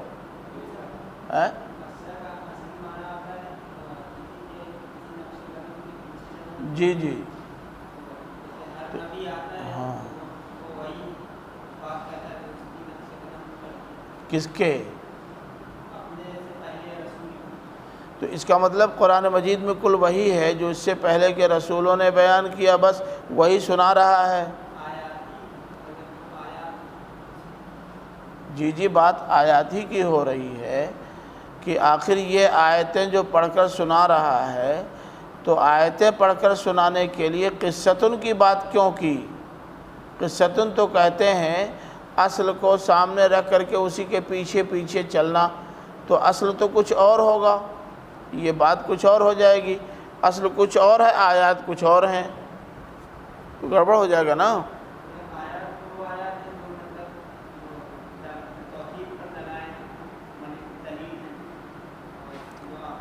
تو اس کے لیے قصہ کا لفظ مناسب ہے۔ تو یہ مفہوم نہیں نکل سکتا تھا، یقصون ڈال کر کے وہ اور یہ دونوں مطلب نکال لیا ایک ساتھ۔ کیوں دے بات؟ اگر کسی ایسے لفظ کا استعمال کیا جائے کہ ہر چیز آئینہ ہو جائے تو یہ زیادہ موزوں ہے کہ یا 1 درجن الفاظ اسی میں ڈالے جائیں تب تفصیل کی جائے؟ یقصون کے اندر یہ پہلو ہے، یہ ذہن میں رہے۔ قالوا شہدنا علی انفسنا، جب اللہ تعالیٰ ان سے پوچھے گا الم یاتکم رسل منکم یقصون علیکم آیاتی وینذرونکم لقاء یومکم ھذا، قالوا، تو وہ جواب میں کہیں گے شہدنا علی انفسنا، اے اللہ خود ہم اپنے خلاف گواہی دینے کو تیار ہیں۔ یعنی اب صرف یہی نہیں کہ ہم اعتراف کریں، شہدنا علی انفسنا، اپنے خلاف ہم خود گواہی دے رہے ہیں کہ جی ہمارے پاس یہ ساری باتیں آئیں لیکن ہم نے نہیں مانا، بدمعاشی ہماری ہے، اس میں اللہ کی کوئی غلطی یا نبی کی کوئی غلطی نہیں ہے۔ مولوی صاحب اور واضح دیکھنا چاہتے ہیں، سورہ ملک کھولیے، آیت نمبر 9 نکالیے، سورہ ملک آیت نمبر 9 پڑھتے ہوئے چلے جائیے۔ کلما القی فیہا فوج سألہم خزنتہا الم یاتکم نذیر قالوا بلی قد جاءنا نذیر فکذبنا وقلنا ما نزل اللہ من شیء ان انتم الا فی ضلال کبیر وقالوا لو كنا نسمع او نعقل ما كنا في اصحاب السعیر فاعترفوا بذنبهم فسوقا لاصحاب السعیر ذلك ان لم يكن ربك مهلك القرى ظلما واهلها غافلون۔ دیکھ رہے ہیں؟ نہیں، یہ تو اس میں آگے آ رہا ہے نا، فسوقا لاصحاب السعیر۔ جب جہنم میں ان بدماشوں کی فوج اس لیے کہا کہ ہر دم لاٹھی ڈنڈا لے کے تیار رہتے تھے حق کے خلاف۔ آپ دیکھیے اس وقت حق کے خلاف کل ہر دم مسلح رہتے ہیں۔ فوجی نے کہا جائے گا کہ یہ باطل کی فوج جب آئے گی جہنم میں، جہنم کے داروغے ان سے پوچھیں گے کیوں میاں تمہارے پاس کوئی نذیر نہیں آیا تھا؟ یقص علیکا یا یقص علیکم آیات ربکم قالوا بلا، تو کہے کہ کیوں نہیں آئے تو تھے، اللہ کے رسول صلی اللہ علیہ وسلم آئے تھے اور ان کے بعد مولانا لوگ آئے تھے، نہیں آئے تھے؟ گاؤں نہیں تقریر ہوتی؟ تب کیا ہوا؟ قد جاءنا نذیر، ہمارے پاس نذیر آئے تو تھے، فکذبنا، لیکن ہم ہی نے جھٹلا دیا اور یہ کہا کہ اللہ تعالیٰ نے کوئی چیز نازل نہیں کی ہے، تم لوگ گمراہ ہو، گمراہی پھیلا رہے ہو۔ الٹا چور کوتوال کو ڈانٹے۔ گمراہ لوگوں نے برسر ہدایت لوگوں کو گمراہ قرار کر کے ریجیکٹ کر دیا۔ اب وہ کہیں گے کاش ہم نے اس وقت بات سنی ہوتی۔ یہ سننے میں سننا ماننا دونوں ہے، یا عقل و شعور کا استعمال کیا ہوتا، آنکھ بند کر کے پیچھے نہ دوڑ رہے ہوتے، اندھی تقلید نہ کی ہوتی۔ اگر ایسا ہوا ہوتا تو آج ہم جہنم میں پڑنے والوں میں سے نہیں ہوں گے، نہ ہوتے۔ وہ خود اپنے گناہوں کا اعتراف کریں گے۔ تو اب کیا؟ فسوقا لاصحاب السعیر، جب خود ہی گناہوں کا اعتراف کر لیا تو گویا جہنم والوں میں سے خود بنے اپنے منہ سے، ستیہ ناس ہو تمہارا۔ تو بات سمجھ آ رہی نا؟ شہدنا علی انفسنا سمجھ میں آیا؟ وغرتہم الحیات الدنیا، آخر کیا بات ہے کہ بات ان کی سمجھ میں نہیں آ رہی تھی، حق ان کے دل و دماغ میں نہیں اتر رہا تھا، یہ سمع عقل کے لیے تیار نہیں تھے۔ کیوں؟ دنیوی زندگی نے ان کو دھوکے میں ڈال رکھا تھا، یہ وزارت اور یہ صدارت اور یہ پیسہ اور پوری دنیا کا سفر، آسائش اور آرام، کرسیاں، ہٹو بچو کرنے والے لوگ، ان دنیوی چمک دمک نے دھوکے میں ان کو ڈالے رکھا،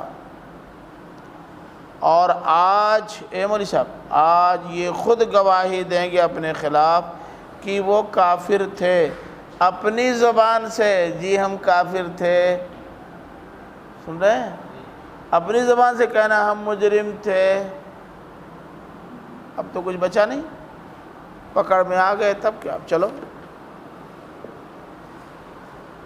اب سوال یہ پیدا ہوتا ہے کہ آخر ان بدماشوں کو اللہ تعالیٰ بدماشی کرنے ہی کیوں دے رہا ہے؟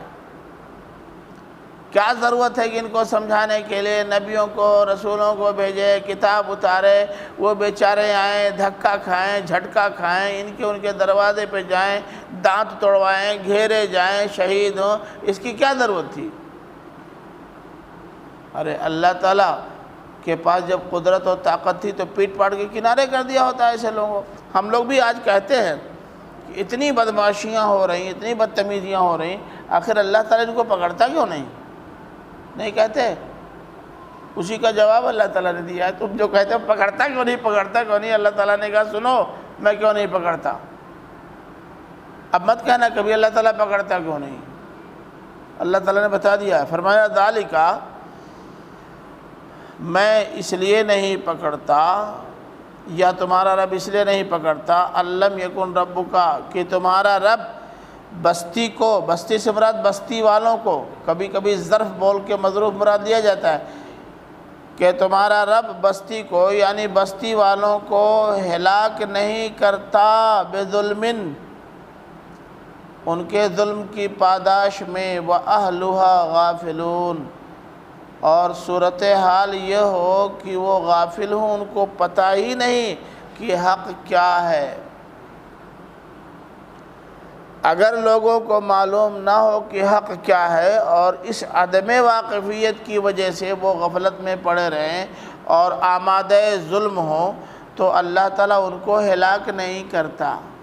اچھا بڑی ایمانداری سے بتائیے گا، آپ 6 لوگ بتائیے، سچی بات بتائیے گا ایمانداری سے، کہ کیا ہم مسلمانوں نے برادران وطن کے سامنے اسلام کا پیغام اتمام حجت کی حد تک پہنچا دیا؟ آپ بتائیے، اپنے گاؤں میں آپ گئے غیر مسلموں کو اسلام سمجھانے بتانے؟ اچھا کوئی مولانا یاد ہیں آپ کے ذہن میں کہ جنہوں نے حجت تمام کی ہو، غیر مسلموں میں جا کر کے ایک ایک فرد تک اللہ کا پیغام پہنچایا ہو؟ اچھا پورے ہندوستان میں اس وقت بی جے پی حکومت کے قائدین اور لیڈروں تک اسلام کا پیغام اتمام حجت تک پہنچانے والی کوئی جماعت ہے؟ بولو، اب مت کہنا تب کہ اللہ تعالیٰ ان کو پیٹتا کیوں نہیں، سزا کیوں نہیں دیتا۔ اللہ تعالیٰ نے بتا دیا کہ ہم نہیں ہلاک کرتے۔ اگر لوگ غافل ہیں اور خواب غفلت سے بیدار کرنے والے لوگ نہیں ہیں تو ہم ان کو معذور سمجھتے ہیں، ان کو دنیا میں سزا نہیں دیتے۔ عقل و خرد کا استعمال نہ کرنے کی وجہ سے آخرت میں تو ہم پکڑیں گے چھوڑیں گے نہیں، کیونکہ ہم نے عقل کے استعمال کی صورت میں حق تک پہنچنے کا راستہ کھلا رکھا ہے، لیکن بھولے بسرے لوگوں کو، غافل لوگوں کو اللہ کا پیغام نہ پہنچانے کی صورت میں سزا ان کو نہیں، نہ پہنچانے والوں کو ملتی ہے۔ اس لیے کس کو مل رہی ہے؟ مسلمانوں کو مل رہی ہے۔ یہ اللہ تعالیٰ کی سنت ہے۔ مت کہنا آئندہ کبھی کہ اتنی بدماشی ہو رہی ہے، اتنا ظلم ہو رہا ہے، اتنا جبر ہو رہا ہے، اللہ کے گھر توڑے جا رہے ہیں۔ مولوی صاحب اللہ کے پاس گھر کی کمی ہے کیا؟ 10-20 گھر ٹوٹ جائیں گے کیا پریشانی ہے؟ 2-4 لاکھ گھر ٹوٹ جائیں گے کیا پریشانی ہے؟ کوئی پریشانی تو ہے نہیں۔ اب آپ کہتے ہیں اللہ تعالیٰ آخر اپنے گھر کو کیوں نہیں بچاتا؟ کیا ضرورت ہے اللہ تعالیٰ کو بچانے کی؟ تب خانہ کعبہ کو کیوں بچا لیا؟ خانہ کعبہ کو اس لیے نہیں بچایا کہ لوگ چھوڑ کے بھاگ گئے تھے، چھوڑ کے بھاگ جاتے تو اللہ تعالیٰ نہیں بچاتا۔ انہوں نے اپنے اللہ کے گھر کو بچانے کے لیے اپنی حد تک محنت کی، تدبیر دوسری اختیار کی، چال چلے، آمنے سامنے آنے کے بجائے گوریلا جنگ کو انہوں نے اختیار کیا، تب اللہ تعالیٰ نے بچایا۔ اور آپ نے وہی تدبیر اپنائی ہوتی تو بابری مسجد شہید نہیں ہوتی، اب بھی کوئی نہیں ہوگی اگر وہ تدبیر اپنائی جائے گی، ورنہ اللہ تعالیٰ کہے گا گرانے دو، بنانے دو۔ دیکھو بھئی گڑبڑ مت کرو، اپنے جرائم کو چھپانے کے لیے اللہ پر الزام مت دو، اللہ تعالیٰ کچھ غلط نہیں کرتا۔ ہمیں اپنا قصور ماننا چاہیے، اپنی غلطی کا اعتراف کرنا چاہیے۔ کیوں دیکھا بات صحیح کہ نہیں؟ اگر کل آپ گئے ہوتے ایودھیا تو مسجد نہ گری ہوتی، نہیں گئے اس لیے گر گئی۔ جی وَرَبُّكَ الْغَنِيُّ ذُو الرَّحْمَةِ، اور تمہارا رب غنی ہے، رحمت والا ہے۔ کوئی ایک آدمی بھی اللہ کے پیغام کو سنانے والا یا اس کو سننے والا نہ ہو تب بھی اللہ تعالیٰ کے اوپر کوئی اثر پڑنے والا نہیں ہے۔ کیوں؟ وہ غنی ہے۔ غنی کا مطلب، غنی مانے ہاں، اسے کوئی ضرورت نہیں ہے۔ سب لوگ پارٹی ممبر بن جائیں تب بھی ٹھیک، کوئی ایک آدمی رکنیت قبول نہ کرے تب بھی ٹھیک، اس کی ذات پر اثر پڑنے والا نہیں ہے۔ سب لوگ ہماری پارٹی کے ممبر بن جائیں گے تو سب کا فائدہ ہوگا، کوئی نہیں بنے گا، میں اکیلا فائدہ اٹھاؤں گا، تم فائدہ اٹھاؤ چاہے نہ اٹھاؤ، جاؤ۔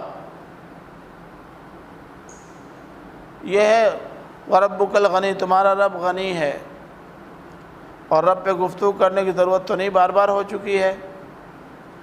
جو تم سب کو دیتا ہے وہ تمہارا محتاج ہوگا؟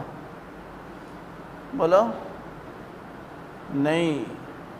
تب جب وہ ہمارا بالکل محتاج نہیں ہے، ہم ہی محتاج ہیں، اور ہم احتیاج کے باوجود بدمعاشی کر رہے ہیں، تو اللہ تعالیٰ ہم کو سزا کیوں نہیں دیتا؟ دے تو رہا ہے، لیکن ان کو سزا کیوں نہیں دیتا؟ ان کو اس لیے نہیں دے رہا ہے کہ وہ بھی موقع فراہم کر رہا ہے، تم کو سزا دے کر موقع فراہم کر رہا ہے کہ ہوش میں آؤ، جاگو، اور ان کو سزا نہ دے کر موقع فراہم کر رہا ہے کہ وہ تھوڑا سوچیں، غور کریں۔ یہ سب کے لیے ہمدردی، محبت اور رحمت کا یہ جذبہ اس لیے ہے کہ وہ ذو الرحمہ ہے، رحمت والا ہے سب کے لیے۔ اچھا پردھان کون ہوتا ہے؟ خالی ووٹ دینے والوں کا کام کرے؟ اچھا ایم پی یا ایم ایل اے یا وزیر اعلیٰ یا وزیر اعظم کون ہوتا ہے؟ جو سب کے لیے کرتا ہے۔ جو سب کے لیے نہیں کرتا وہ بدترین ہوتا ہے۔ اس کا کیا ہوتا ہے یہ آپ سب کو پتہ ہے، بتانے کی ضرورت نہیں۔ ان یشاء یذہبکم وَيَسْتَخْلِفْ مِن بَعْدِكُم مَّا يَشَاءُ۔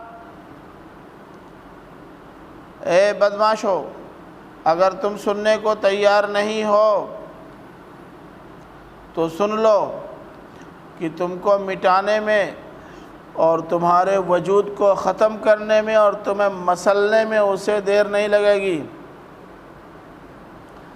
ماضی کے اوراق اٹھا کے دیکھ لو، بڑی بڑی قوموں کو جو اپنے فن، اپنے ہنر، اپنے علم اور اپنی طاقت و قوت و سرمایہ داری میں بے نظیر تھے، منٹوں سیکنڈوں میں دھول کر دیا، اڑا دیا سب کو۔ اگر وہ چاہے گا تو تمہیں بھی لے جائے گا اور تمہارے بعد تمہارا جانشین بنائے گا۔ ما یشاء، ما یشاء، ترجمہ کرو نا۔ اگر وہ چاہے گا تو تمہیں مٹا دے گا اور تمہارے بعد جانشین بنائے گا۔ ما یشاء، جس کو چاہے گا۔ یہ من کے معنی میں ہے۔ ابھی کرے جس کو چاہے گا، نہیں جو چاہے گا کیا؟ تو جو چاہے گا خلیفہ بنائے گا کہ جس کو چاہے گا خلیفہ بنائے گا؟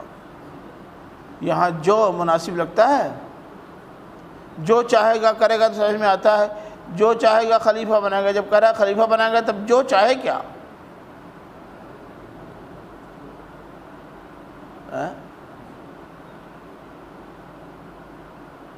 میں گوشت روٹی کھاؤں گا، جو چاہوں گا کھاؤں گا. ارے جب کہہ دیا یہ کھاؤں گا تب جو چاہوں گا کیا؟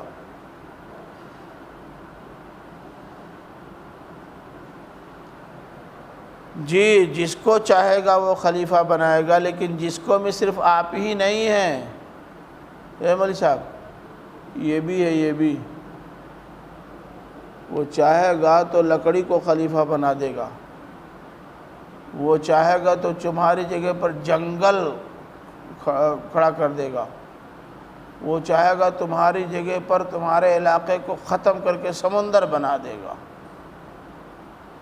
وہ چاہے گا تو تم کو سب کو ختم کر کے خالی وہاں خنزیر اور بندر لا کے رکھ دے گا. جو چاہے گا کرے گا. جی کیا ضرورت ہے؟ ان من کے معنی میں اگر لیں تو مفہوم میں زیادہ وسعت اور گنجائش ہے، یا ماں کو ماں کے معنی میں رہ دیں تو زیادہ گنجائش و وسعت ہے.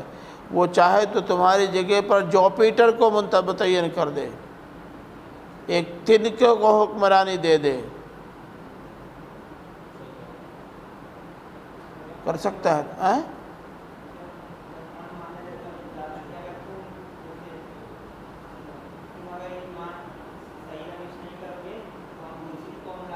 ٹھیک ہے، ایک مفہوم یہ ہوا، یعنی تم کو ہٹا کے دوسری قوم لے آئیں گے.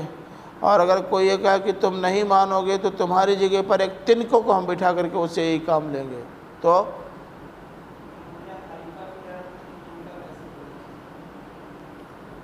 ارے بھائی علامتی طور پر کوئی چیز بھی ہوتی ہے. ابھی آپ کو پتہ نہیں 17 سال کی ایک بچی کو ایک دن کا وزیر اعظم بنا دیا تھا. وہ وزارت کے لائق تھی؟ وہ وزیر اعظم اس لیے بنایا تھا کہ وہ ایک دن میں انقلاب لے آئے گی. تمہاری جگہ پر ہم ایک لکڑی کو لا دیں، تمہاری جگہ پہ ایک تنکا کو لا دیں. مطلب یہ کہ یہ مت سمجھ لینا کہ ہماری جیسی محترم معزز شخصیات کو اللہ تعالیٰ کو مٹانے میں 100 بار سوچنا پڑے گا. تم سب کو اڑا دے. خلیفہ بنانا استخلاف کے معنی خلیفہ بنانا نہیں ہوتا. تمہاری خلیفہ بنانا ہی نہیں ہوتا، خلیفہ بنانا بھی ہوتا. تمہاری جگہ پر ہم لا کے ان کو رکھ دیں، انسانوں کو مٹا کر جنگل بنا دیں، انسانی بستی ہی ختم کر دیں. کیا ضرورت ہے ایسے کچڑا کو رہنے کی؟ اس سے تو اچھا یہ پیڑ پودے ہیں، کم سے کم چڑیوں کے بیٹھنے کی جگہ تو فراہم کر دیں گے. ماں میں یہ وسعت و گنجائش موجود ہے. من کے معنی میں لے لیں گے تو لازماً کوئی نہ کوئی قوم تسلیم کرنا پڑے گا. تو کس میں زیادہ بلاغت ہے؟ اس میں یہ بھی آ جائیں گے، وہ بھی آ جائیں گے. تو اگرچہ وہ رائے بھی ظاہر کی گئی ہے جو آپ بتا رہے ہیں، لیکن میرا خیال ہے کہ ماں کو ماں کے معنی میں رہنے دیجیے. اس کے اندر زیادہ گنجائش اور زیادہ وسعت ہے. اصل میں فلاں لفظ فلاں کے معنی میں ہے، اس کو بہت زیادہ لانا ٹھیک نہیں ہے. جہاں تک تعویل بن سکتی ہو کوئی اور وہ بھی اچھی، وہاں تک فلاں فلاں کے معنی میں ہے کہنے سے بچنا چاہیے. ٹھیک ہے؟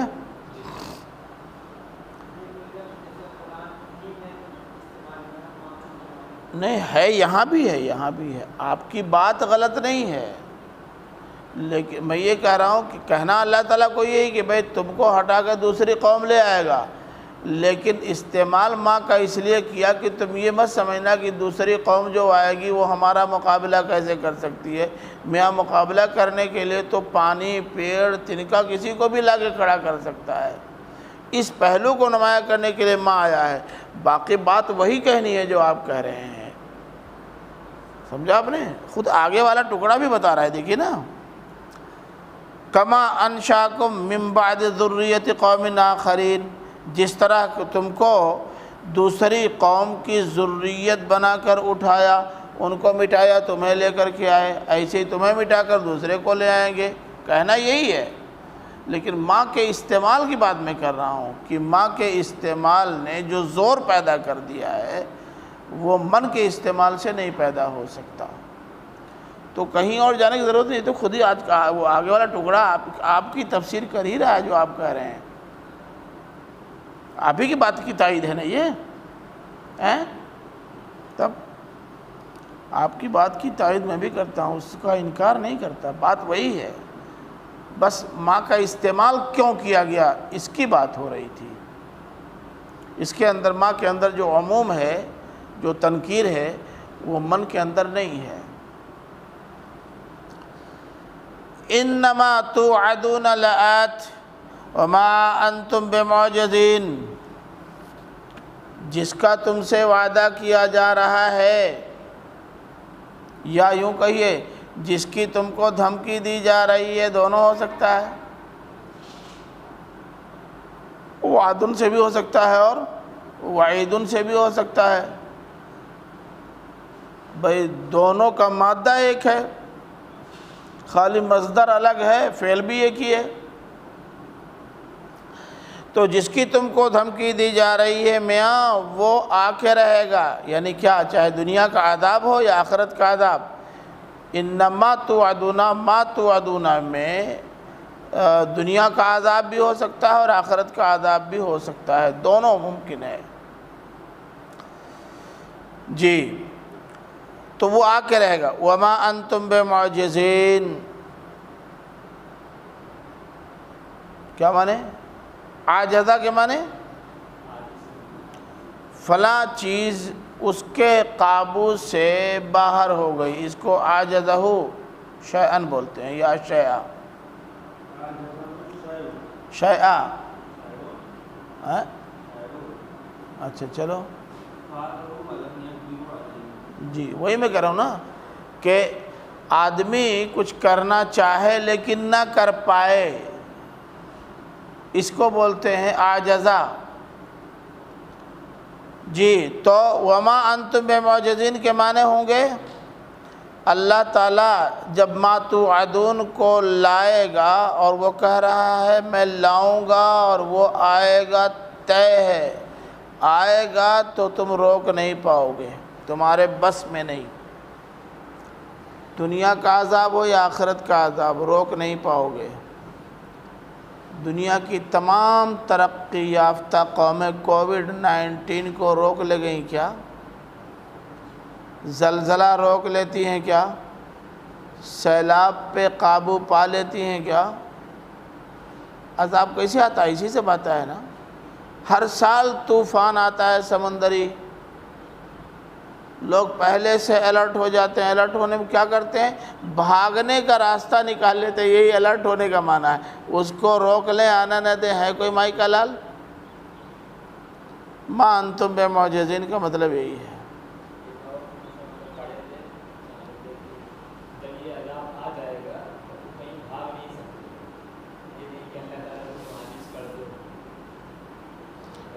بھاگنا اس معنی میں نہیں ہے کہ کہیں جا ہی نہیں سکتے، لوگ بھاگ کے تو جا رہے ہیں، ہاں ہاں، جائیں گے کہاں؟ بھاگیں بھی تو کہاں جائیں گے؟ جب کل پہ قیامت آ جائے گی تو بھاگ کے کہاں جائیں گے؟ جب پوری بلڈنگیں گر گئی تو بھاگ کے کس کمرے میں جائیں گے؟ نہیں، بات تو دو باتیں نہیں ہوئی، دونوں ایک ہی بات ہوئی۔ بھائی بہت سارے عذاب آتے ہیں یا بہت سارے اللہ تعالیٰ کی طرف سے تنبیہات آتی ہیں، تو تنبیہات تو صرف آنکھیں کھولنے کے لیے ہوتی ہیں، جیسے یہ آج کل طوفان وغیرہ آتا ہے تو پہلے سے لوگ الرٹ جاری کر دیتے ہیں، بھاگنے لگتے ہیں، لیکن یہ اس لیے ہے کہ تاکہ سمجھ میں آ جائے کہ اللہ تعالیٰ یہ بھی کر سکتا ہے، تم اس کو قابو میں نہیں لا سکتے، روک نہیں سکتے، تم کو بالآخر شکست کا منہ دیکھنا ہی پڑے گا، چاہے بھاگ کے شکست کھاؤ چاہے لڑ کے شکست کھاؤ۔ لیکن ایک وہ ہوتا ہے جو اللہ تعالیٰ مٹانے کے لیے ہی لاتا ہے، جب مٹانے کے لیے لائے گا تو نہ بھاگ پانے کا مطلب یہ ہے کہ تم مٹ کے رہو گے، یہاں جاؤ چاہے وہاں جاؤ چاہے وہاں جاؤ، سمجھا آپ نے؟ تو یہ دنیا کا جو عذاب آتا ہے وہ ہماگیر نہیں ہوتا، محدود ہوتا ہے، اور آخرت کا عذاب چونکہ ہماگیر ہوگا اس لیے کسی اور کے کہیں نکل کے جا پانے کا امکان ہی نہیں ہے۔ تو اب ما توعدون سے اگر دنیا کو لیں گے تو وہ شکل بنے گی جو میں نے بیان کی، اور اگر ما توعدون سے آخرت کو مراد لیتے ہیں تو وہ شکل بنے گی جو آپ بتا رہے ہیں۔ اور لگتا ہے کہ اللہ تعالیٰ دونوں کو بتانا چاہ رہا ہے۔ قل یا قوم اعملوا علی مکانتکم انی عامل، یہاں انی عامل کے بعد علی مکانتی محذوف لگتا ہے، آپ کو کیا لگتا ہے؟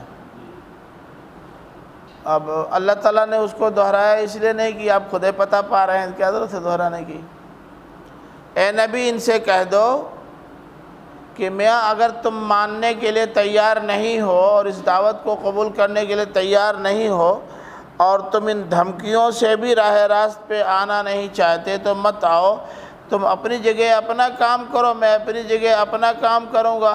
یعنی تم مخالفت کو اپنا شیوا بنائے ہوئے ہو، مخالفت کرو، اور میں دعوت کو اپنا شیوا بنائے ہوئے ہوں، میں دعوت کا کام کروں گا۔ ان قریب تمہیں پتہ چل جائے گا، یا یوں کہے کہ بہت جلد تمہیں پتہ چل جائے گا، من تکون لہ عاقبۃ الدار، کہ الدار کا انجام کس کے لیے ہے۔ الدار سے مراد دار آخرت، دار آخرت کا انجام کس کے لیے؟ انجام اچھے انجام کے لیے بھی آتا ہے اور برے انجام کے لیے، لیکن ان للمتقین مفازا، اور اسی طرح سے العاقبۃ للمتقین، یا اسی طرح سے العاقبۃ للتقوی، ان کا استعمال یہ بتا رہا ہے کہ جب ایسے ہی آ جائے بغیر کسی صاف اور واضح قرینہ کے تو اس سے مراد اچھا انجام ہی ہوتا ہے۔ تو اچھا انجام یعنی جہاں تم کو جانا ہے وہاں کا اچھا انجام، اس دار کا، اس گھر کا اچھا انجام کس کے حصے میں آتا ہے تم کو خود ہی پتہ چل جائے گا۔ اب ہمارے حصے میں آئے گا کہ تمہارے حصے میں، اس کے لیے کسوٹی یہ ہے کہ دیکھو ظالم کون ہے اور سالم کون ہے۔ انہ لا یفلح الظالمون، ظالم کامیاب نہیں ہوں گے۔ انہوں میں ہو ضمیر شان ہے، اس لیے اس کا مرجع مت تلاش کیجئے، سمجھا آپ نے؟ ظالم کامیاب نہیں ہوتے۔ اب اگر ہم ظالم ہیں تو ہم کامیاب نہیں ہوں گے، تم ظالم ہو تو تم کامیاب نہیں ہوگے۔ ہم کو یہ فیصلہ کرنے کی کیا ضرورت کہ ظالم کون ہے، ہم ہیں کہ تم ہو۔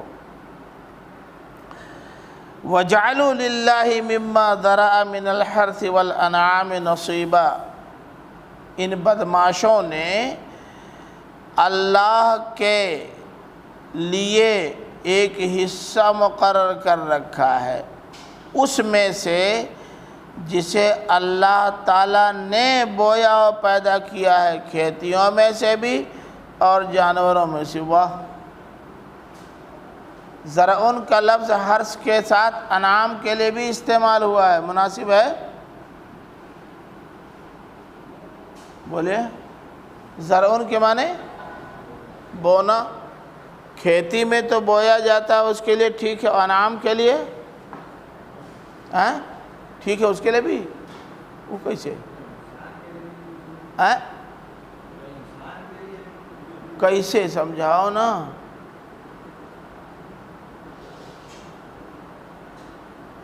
ارے بھائی بیج تو سب کا بویا جاتا ہے نا، بیج اور بیج کے بونے کی ہیئت اور حیثیت الگ الگ ہوتی ہے، مگر ہوتا تو سب کے لیے ہے۔ انسان بھی بیج بوتا ہے، جانور بھی بیج بوتے ہیں، تو اس لیے زرعون سب کے لیے استعمال ہو سکتا ہے۔ اور کھیتی کا استعمال تو خود ہوا ہے اس بیج بونے کے مرحلے کے لیے۔ ہن حرث لکم نہیں کہا ہے، عورتیں تمہاری کھیتیاں ہیں، جب کھیتیاں ہیں تب زرعون تو صحیح ہے، تب کا مسئلہ؟ انہوں نے سنیے اللہ تعالیٰ کا حصہ ٹھہرایا، انہوں نے کس میں سے؟ اے مولوی صاحب، جو کھیتیاں یا جو جانور اللہ نے پیدا کیے ہیں اس میں سے انہوں نے اللہ کا حصہ لگایا ہے۔ دیکھ رہے ہیں ڈھٹائی بدماشی؟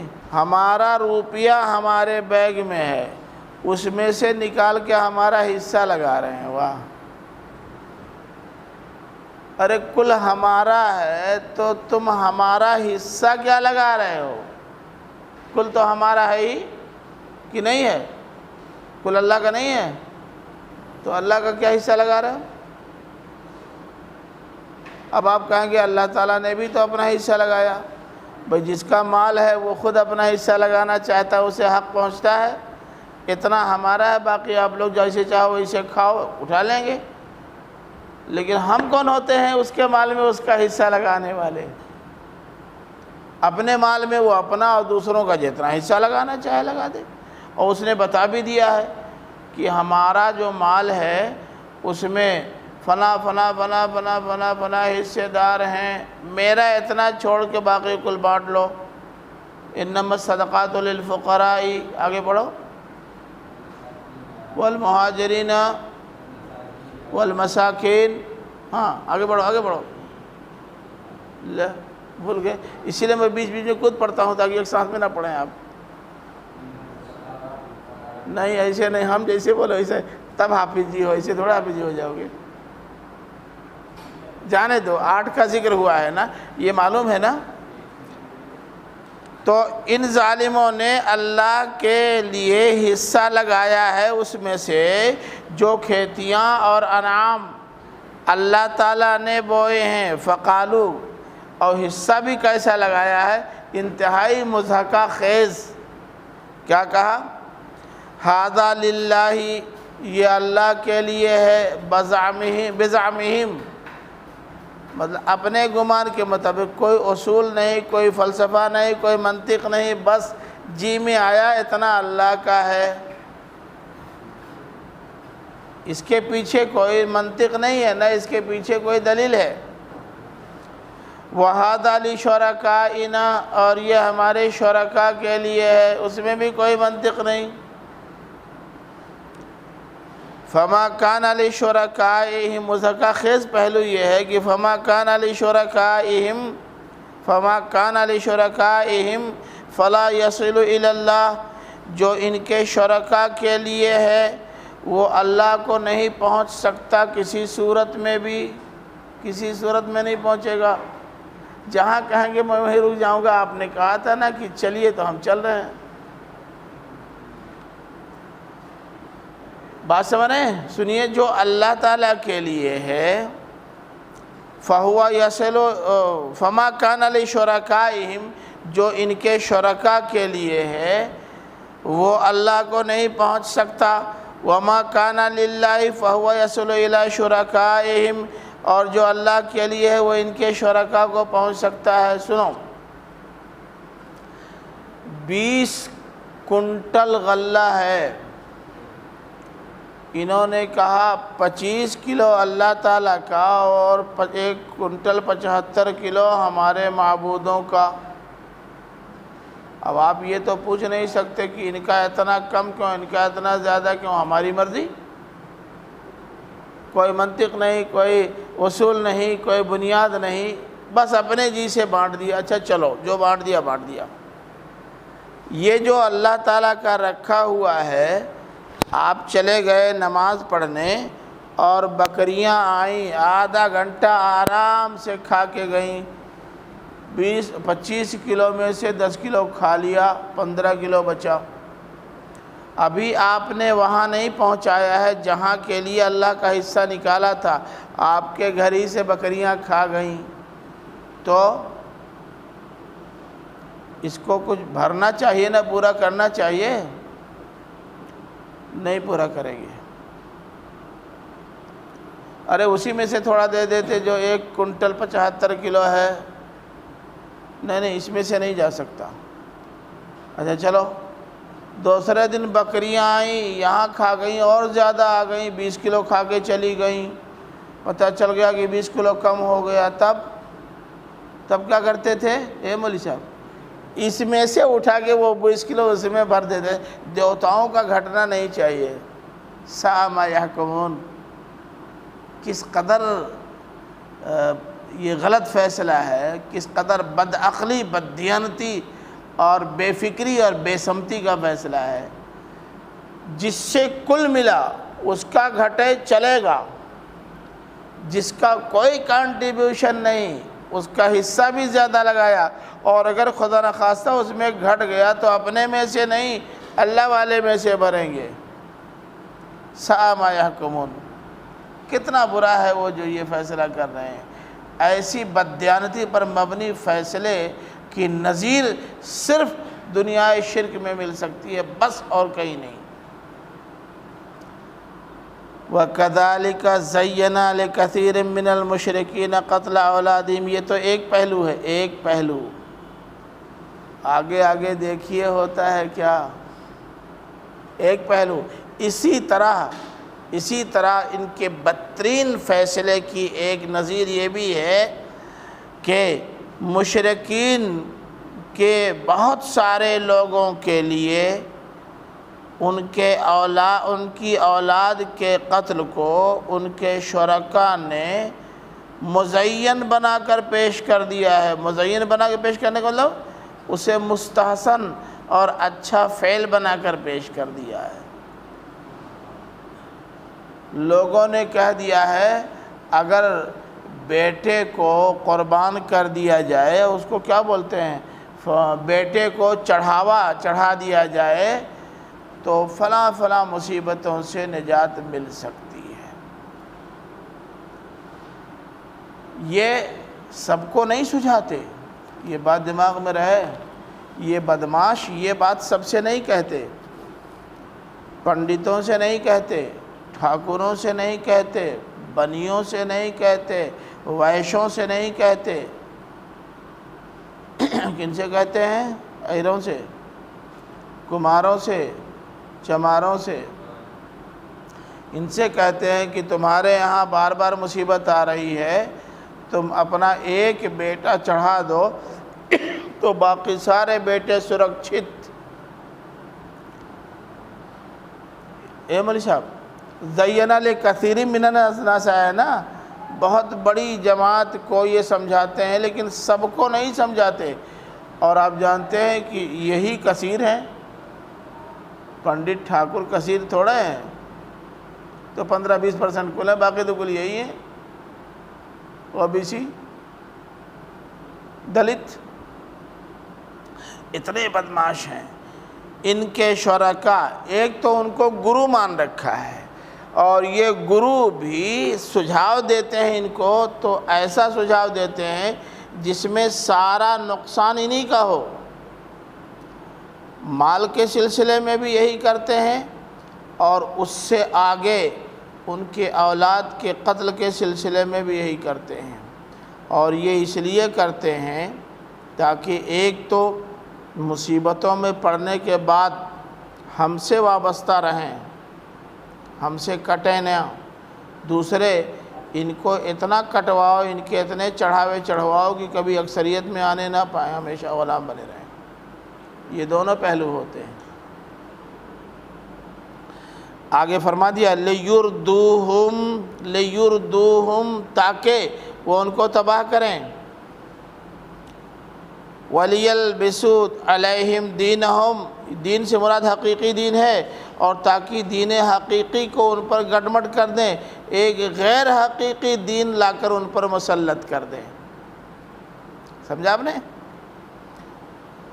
وَلَوْ شَاءَ اللَّهُ مَا فَعَلُوهُ، سوال پیدا ہوتا ہے کہ اتنا سب وہ کر رہے ہیں، آخر اللہ تعالیٰ کیا کر رہا ہے؟ فرمایا کہ اگر اللہ جبراً ان کو روکنا چاہتا تو یہ اس طرح کی حرکتیں نہ کر پاتے، لیکن وہ جبر کو پسند نہیں کرتا، خاص طور سے اس صورت میں جبکہ اختیار کی آزادی اس نے دے دی ہو۔ آج کی زبان میں آپ لوگ کیا کہتے ہیں؟ فریڈم آف چوائس، یہی نہ کہتے ہیں؟ ارے انگریزی جانتے ہو تم لوگ بتاؤ نا، فریڈم آف چوائس یہ کہتے، کتنا خوبصورت نام ہے، انتخاب کی آزادی، گالی دو اس میں فریڈم آف چوائس کی وجہ سے یا اس اختیار کا استعمال کرتے ہوئے گالیاں دیتے ہیں، نبی کریم صلی اللہ علیہ وسلم کے کارٹون بناتے ہیں، لوگوں کی ہتیا کرتے ہیں، کہتے ہیں صاحب یہ تو فریڈم آف چوائس ہے۔ واہ، آپ کے چوائس کا فریڈم کتنا کھلا ہوا ہے اور کتنا بے نکیل ہے۔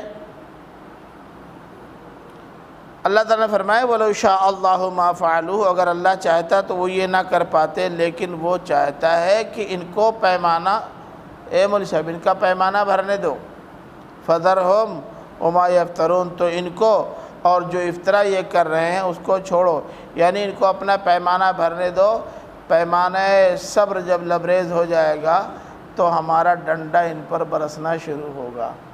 ابھی بڑی گنجائش ہے ان کو برداشت کرنے کی، اس لیے جتنا چانس ملے دے دو۔ اور کیا کہتے ہیں، ابھی بات پوری نہیں ہوئی۔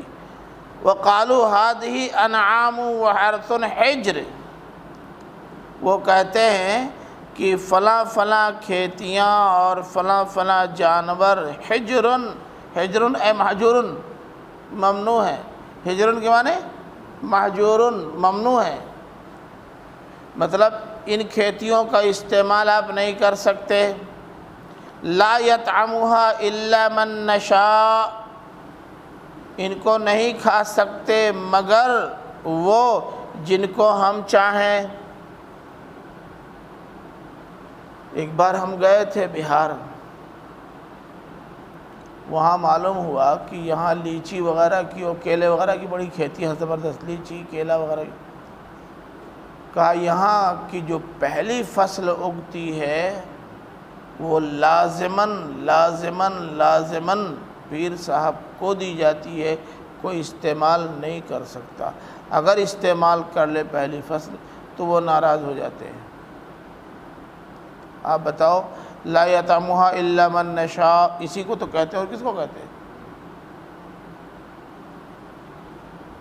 اس کا کوئی اصول ہے، کوئی ضابطہ ہے کیا؟ بزعمہم، اپنے گمان و خیال کے مطابق انہوں نے یہ ایجاد کر لیا ہے، یہ تصور بنا لیا ہے، اور اپنے اس گڑھے ہوئے تصور کے مطابق چل رہے ہیں اور سب کو اس کا پابند بنا رہے ہیں۔ وَأَنْعَامٌ،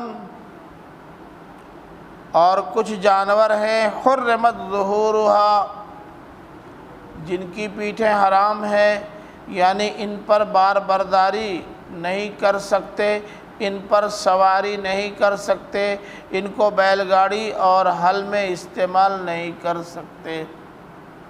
تب کس لیے ہیں؟ چھوٹے رہنے کے لیے ہیں، چھوڑو۔ اور آپ کے ہاں بھی آپ کے برادران وطن میں بہت سارے خاندانوں کو ان کے گروؤں نے بتایا کہ تم کو ایک نر چھٹا چھوڑنا پڑے گا، بیشتر سانڈ وہی ہیں، بیشتر سانڈ وہی ہیں۔ یہ نہیں کہتے کہ سانڈ آپ نہ رکھیں، رہنے گے نہیں تو نسل کیسے بڑھے گی، لیکن یہ کہ ان کا استعمال ممنوع ہے، حرام ہے، ناجائز ہے، آپ چاہیں تو نہیں استعمال کر سکتے۔ وَأَنْعَامٌ لَا يَذْكُرُونَ اسْمَ اللَّهِ عَلَيْهَا، اور کتنے جانور ہیں، چوپائے ہیں جن پر یہ اللہ کا نام نہیں لیتے، وہ کہتے ہیں ان پر اللہ کا نام لینا حرام ہے۔ لازماً پیر صاحب کا نام لینا ہوگا، فلاں دیوی یا دیوتا کا نام لینا ہوگا، اس جانور کو اللہ کے نام سے ذبح کرنا حرام ہے، کر ہی نہیں سکتے۔ اللہ تعالیٰ نے بتایا ہے کیا؟ مگر کہتے ہیں ہاں اللہ تعالیٰ نے بتایا، کہاں لکھا ہے یہ نہیں بتاتے۔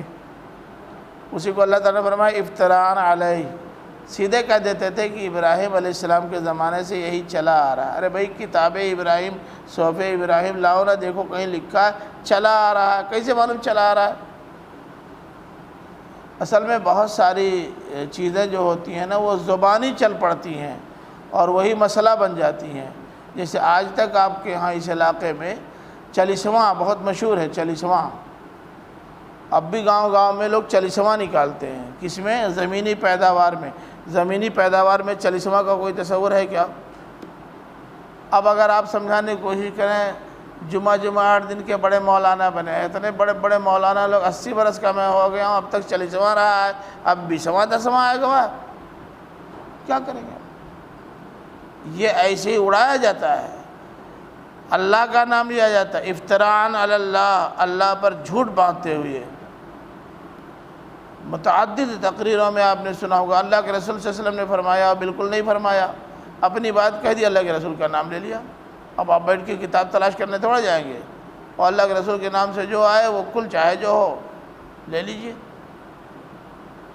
سَيَجْزِيهِمْ بِمَا كَانُوا يَفْتَرُونَ، اللہ تعالیٰ ان کو بس بدلہ دینے ہی والا ہے، بما کانوا یفترون، جو افطرا یہ کر رہے ہیں اس کا۔ ان کے اس افطرا کی وجہ سے ان کو جو سزا ملنے والی ہے، جو جزا ملنے والی ہے، سین مانے بہت لمبا ہے وہ دن نہیں، بس بہت قریب ہے۔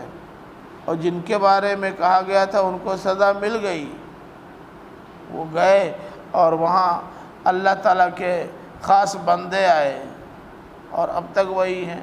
اب اس میں کچھ بدماش پیدا ہو گئے ہیں، تب کیا کیا جائے؟ پھر اللہ تعالیٰ پیٹے گا۔ بات ابھی ختم نہیں ہوئی۔ وَقَالُوا مَا فِي بُطُونِ هَٰذِهِ الْأَنْعَامِ خَالِصَةٌ لِذُكُورِنَا وَمُحَرَّمٌ عَلَىٰ أَزْوَاجِنَا۔ کتنے کائیاں اور چتر ہیں، اتنا کہہ دینا کافی نہیں تھا کیا کہ مَا فِي بُطُونِ هَٰذِهِ الْأَنْعَامِ خَالِصَةٌ لِذُكُورِنَا، کافی نہیں تھا کہ ان جانوروں کے پیٹوں میں جو بچے ہیں وہ ہمارے ذکور کے لیے، مذکروں کے لیے خاص ہیں، بس اتنا کافی نہیں تھا۔ مگر جب اپنے فائدے کی بات آتی ہے نا تو 20 طرح سے اس کو باندھتے ہیں۔ وہ محرم علی ازواجنا، ہماری بیویوں پر حرام، یہ بھی کہہ دیتے ہیں تاکہ اگر ہمارے سے مراد وہ بھی اپنے آپ کو لے رہی ہوں تو اب باہر سمجھیں۔ اتنی وضاحت ہے بھائی، لِذُكُورِنَا کہہ دیا نا، ہمارے مردوں کے لیے حرام ہے، کے لیے جائز ہے، تو اب یہ کہنے کی ضرورت تھی کہ ہمارے مردوں کے لیے، ہماری عورتوں کے لیے حرام ہے؟ بولو۔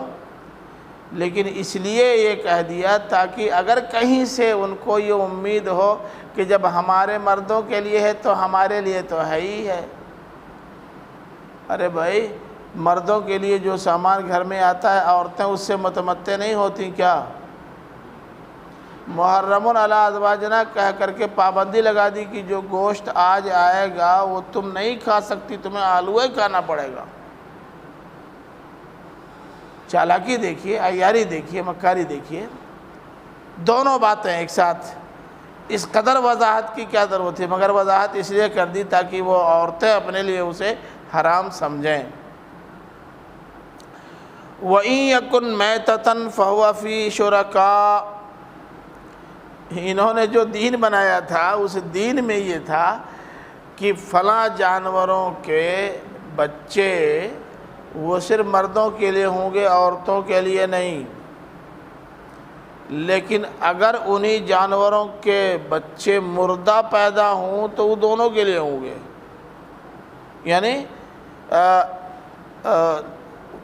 فہم فی شرکا، تو یہ سب بس ختم ہو، یہ سب اس میں شریک ہوں گے، اور سب اس لیے شریک ہوں گے کہ اس سے فائدہ اٹھانے کا مرحلہ تو آئے گا نہیں۔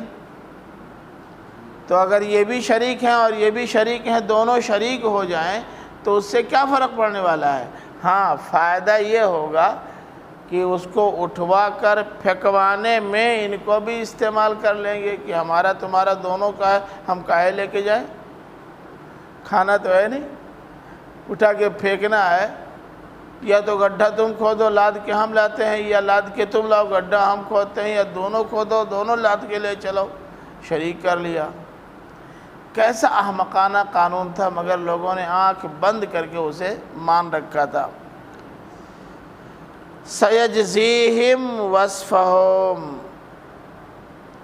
اللہ تعالیٰ ان کے اس وصف کو کی جزا ان کو جلدی دے گا۔ بڑا اچھا کام کیا ہے، واقعی شاندار کارنامہ انجام دیا ہے، اس کا فائدہ تو ان کو ملنا چاہیے، بس گھبرائیں نہیں، بہت جلد فائدہ ملنے والا ہے۔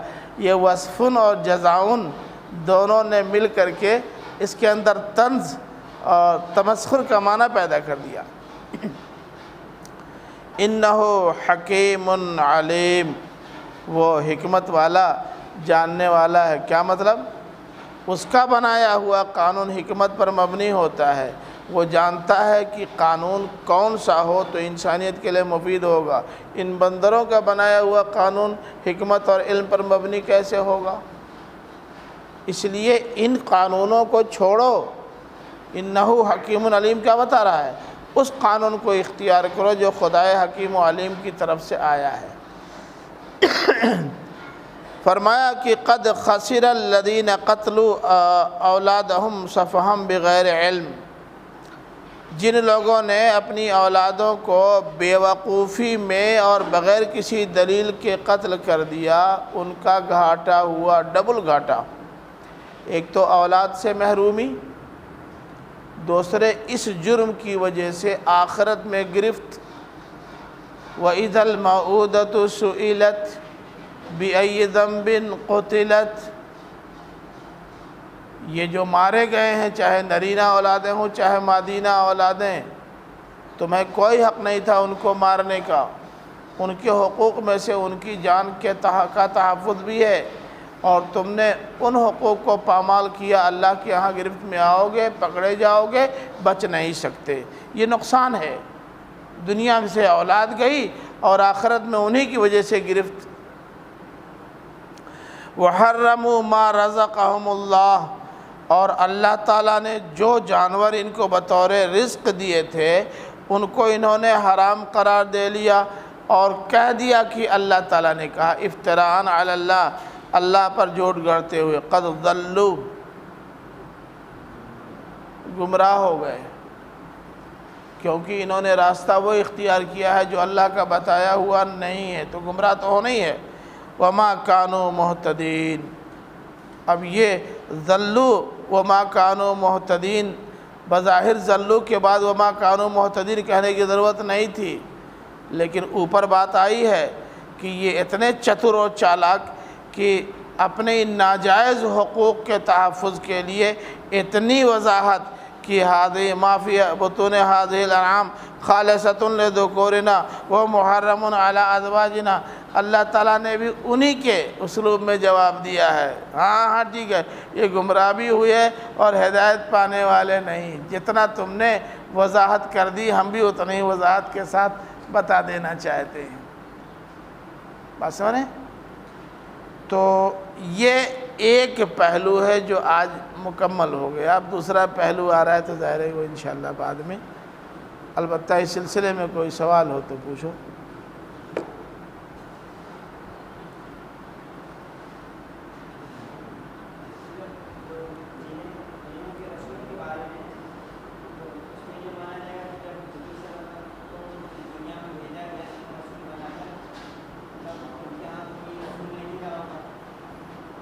یہ کیا ضروری ہے؟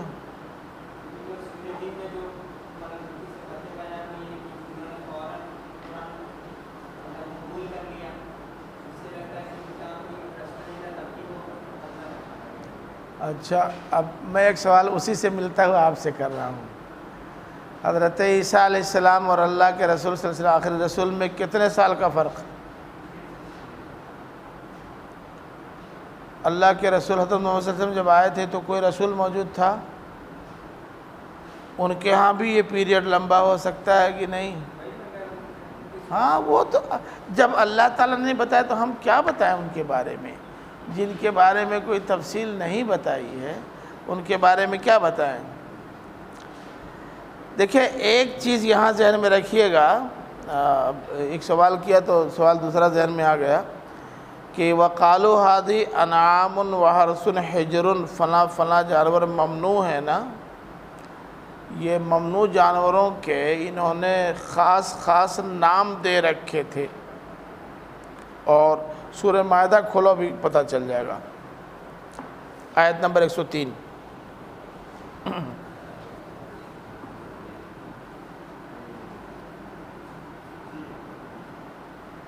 فرمایا ما جعل اللہ من بحیرۃ ولا سائبۃ ولا وصیلۃ ولا حام ولكن الذین کفروا یفترون علی اللہ الکذب واکثرهم لا یعقلون۔ اللہ تعالیٰ نے نہ بحیرہ بنایا، نہ سائبہ بنایا، نہ وسیلہ، نہ حام، یہ ان لوگوں نے خود گڑھ لیا ہے۔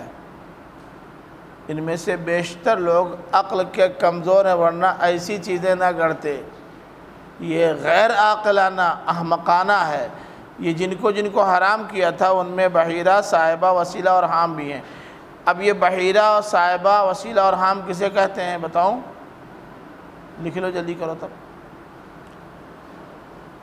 بحیرہ ایسی اونٹنی کو کہتے ہیں جس کے 5 بچے ہو چکے ہوں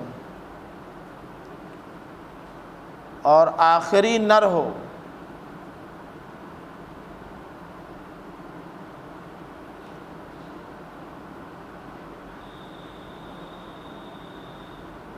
سمجھ رہے ہیں؟ کسی اونٹنی کے 5 بچے ہو چکے ہوں، چاہے وہ نر ہوں چاہے مادہ، اسے بحث نہیں، لیکن 5واں اور آخری اگر نر ہے تو اب وہ کہتے تھے کہ اب اس جانور کا یا اس اونٹنی کا استعمال ممنوع، حرام، اب اسے چھوڑو، وہ تمہاری نہیں ہے۔ صائبہ ایسی اونٹنی کو کہتے تھے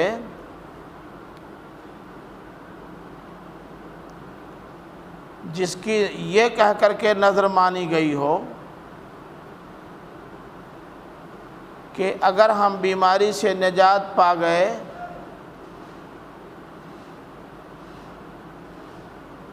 تو اسے دیویوں اور دیوتاؤں کے راہ میں چھوڑ دیں گے۔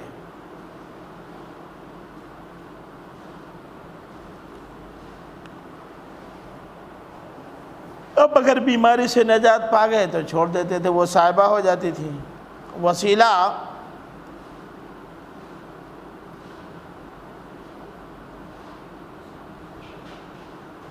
ان کا ایک تصور یہ بھی تھا کہ اگر بکری مادہ جنے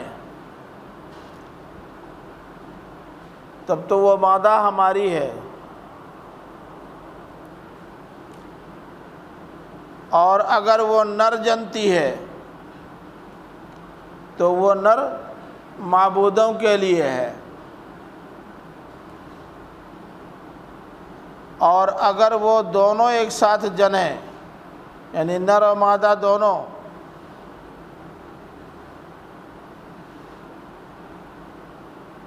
تو وہ کہتے تھے کہ یہ جو ایک ساتھ نر و مادہ دونوں آئے ہیں نا، اس میں سے مادہ تو ہماری ہو گئی، وہ ہمارے لیے ٹھیک ہے، لیکن یہ نر ہمارے دیوتاؤں کے لیے ٹھیک نہیں، اس لیے کاٹ کے کھا لو۔ یعنی یہ ڈنڈی ماری اپنے دیوتاؤں کے ساتھ بھی کرتے تھے، جہاں اللہ کا معاملہ ہوتا تھا وہاں دیوتاؤں کی طرف جھک جاتے تھے، اور جہاں ان کا دیوتاؤں کا معاملہ ہوتا تھا ان کو بھی لات مار دیتے تھے۔ اس کو وسیلہ کہتے تھے۔ اور حام کا مطلب یہ تھا کہ وہ سمجھتے تھے کہ جس سانڈ اونٹ سے 5 پشتیں پیدا ہو چکی ہوں،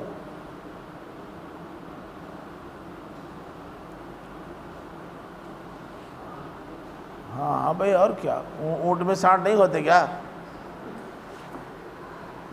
جن سے 5 پشتیں پیدا ہو چکی ہوتی ہیں ان کو وہ حام کہہ دیتے تھے، حام۔ اب ان کا خیال یہ تھا کہ اگر کوئی شخص اپنے یہاں اسے رکھے ہوئے ہے اور اس کی کمائی کرتا ہے، سانڈ اور بکڑا وغیرہ سے لوگ کماتے ہیں نا، تو اگر 5 پشتیں اس سے ہو چکی ہیں تو اس کی کمائی بند، اب اس کو چھوڑو، اب نہ وہ تمہارا اونٹ رہ گیا نہ اس کی کمائی تمہارے لیے رہ گئی جائز۔ یہ ہے ہجرن، کیسے کیسے انہوں نے رکاوٹ ڈال دی ہے ان جانوروں کے استعمال میں۔ اب بھی بعض طریقے رائج ہیں لیکن اس پر گفتگو کی ضرورت نہیں کیونکہ آپ لوگ اس سے واقف ہیں۔ وآخر دعوانا ان الحمد للہ رب العالمین۔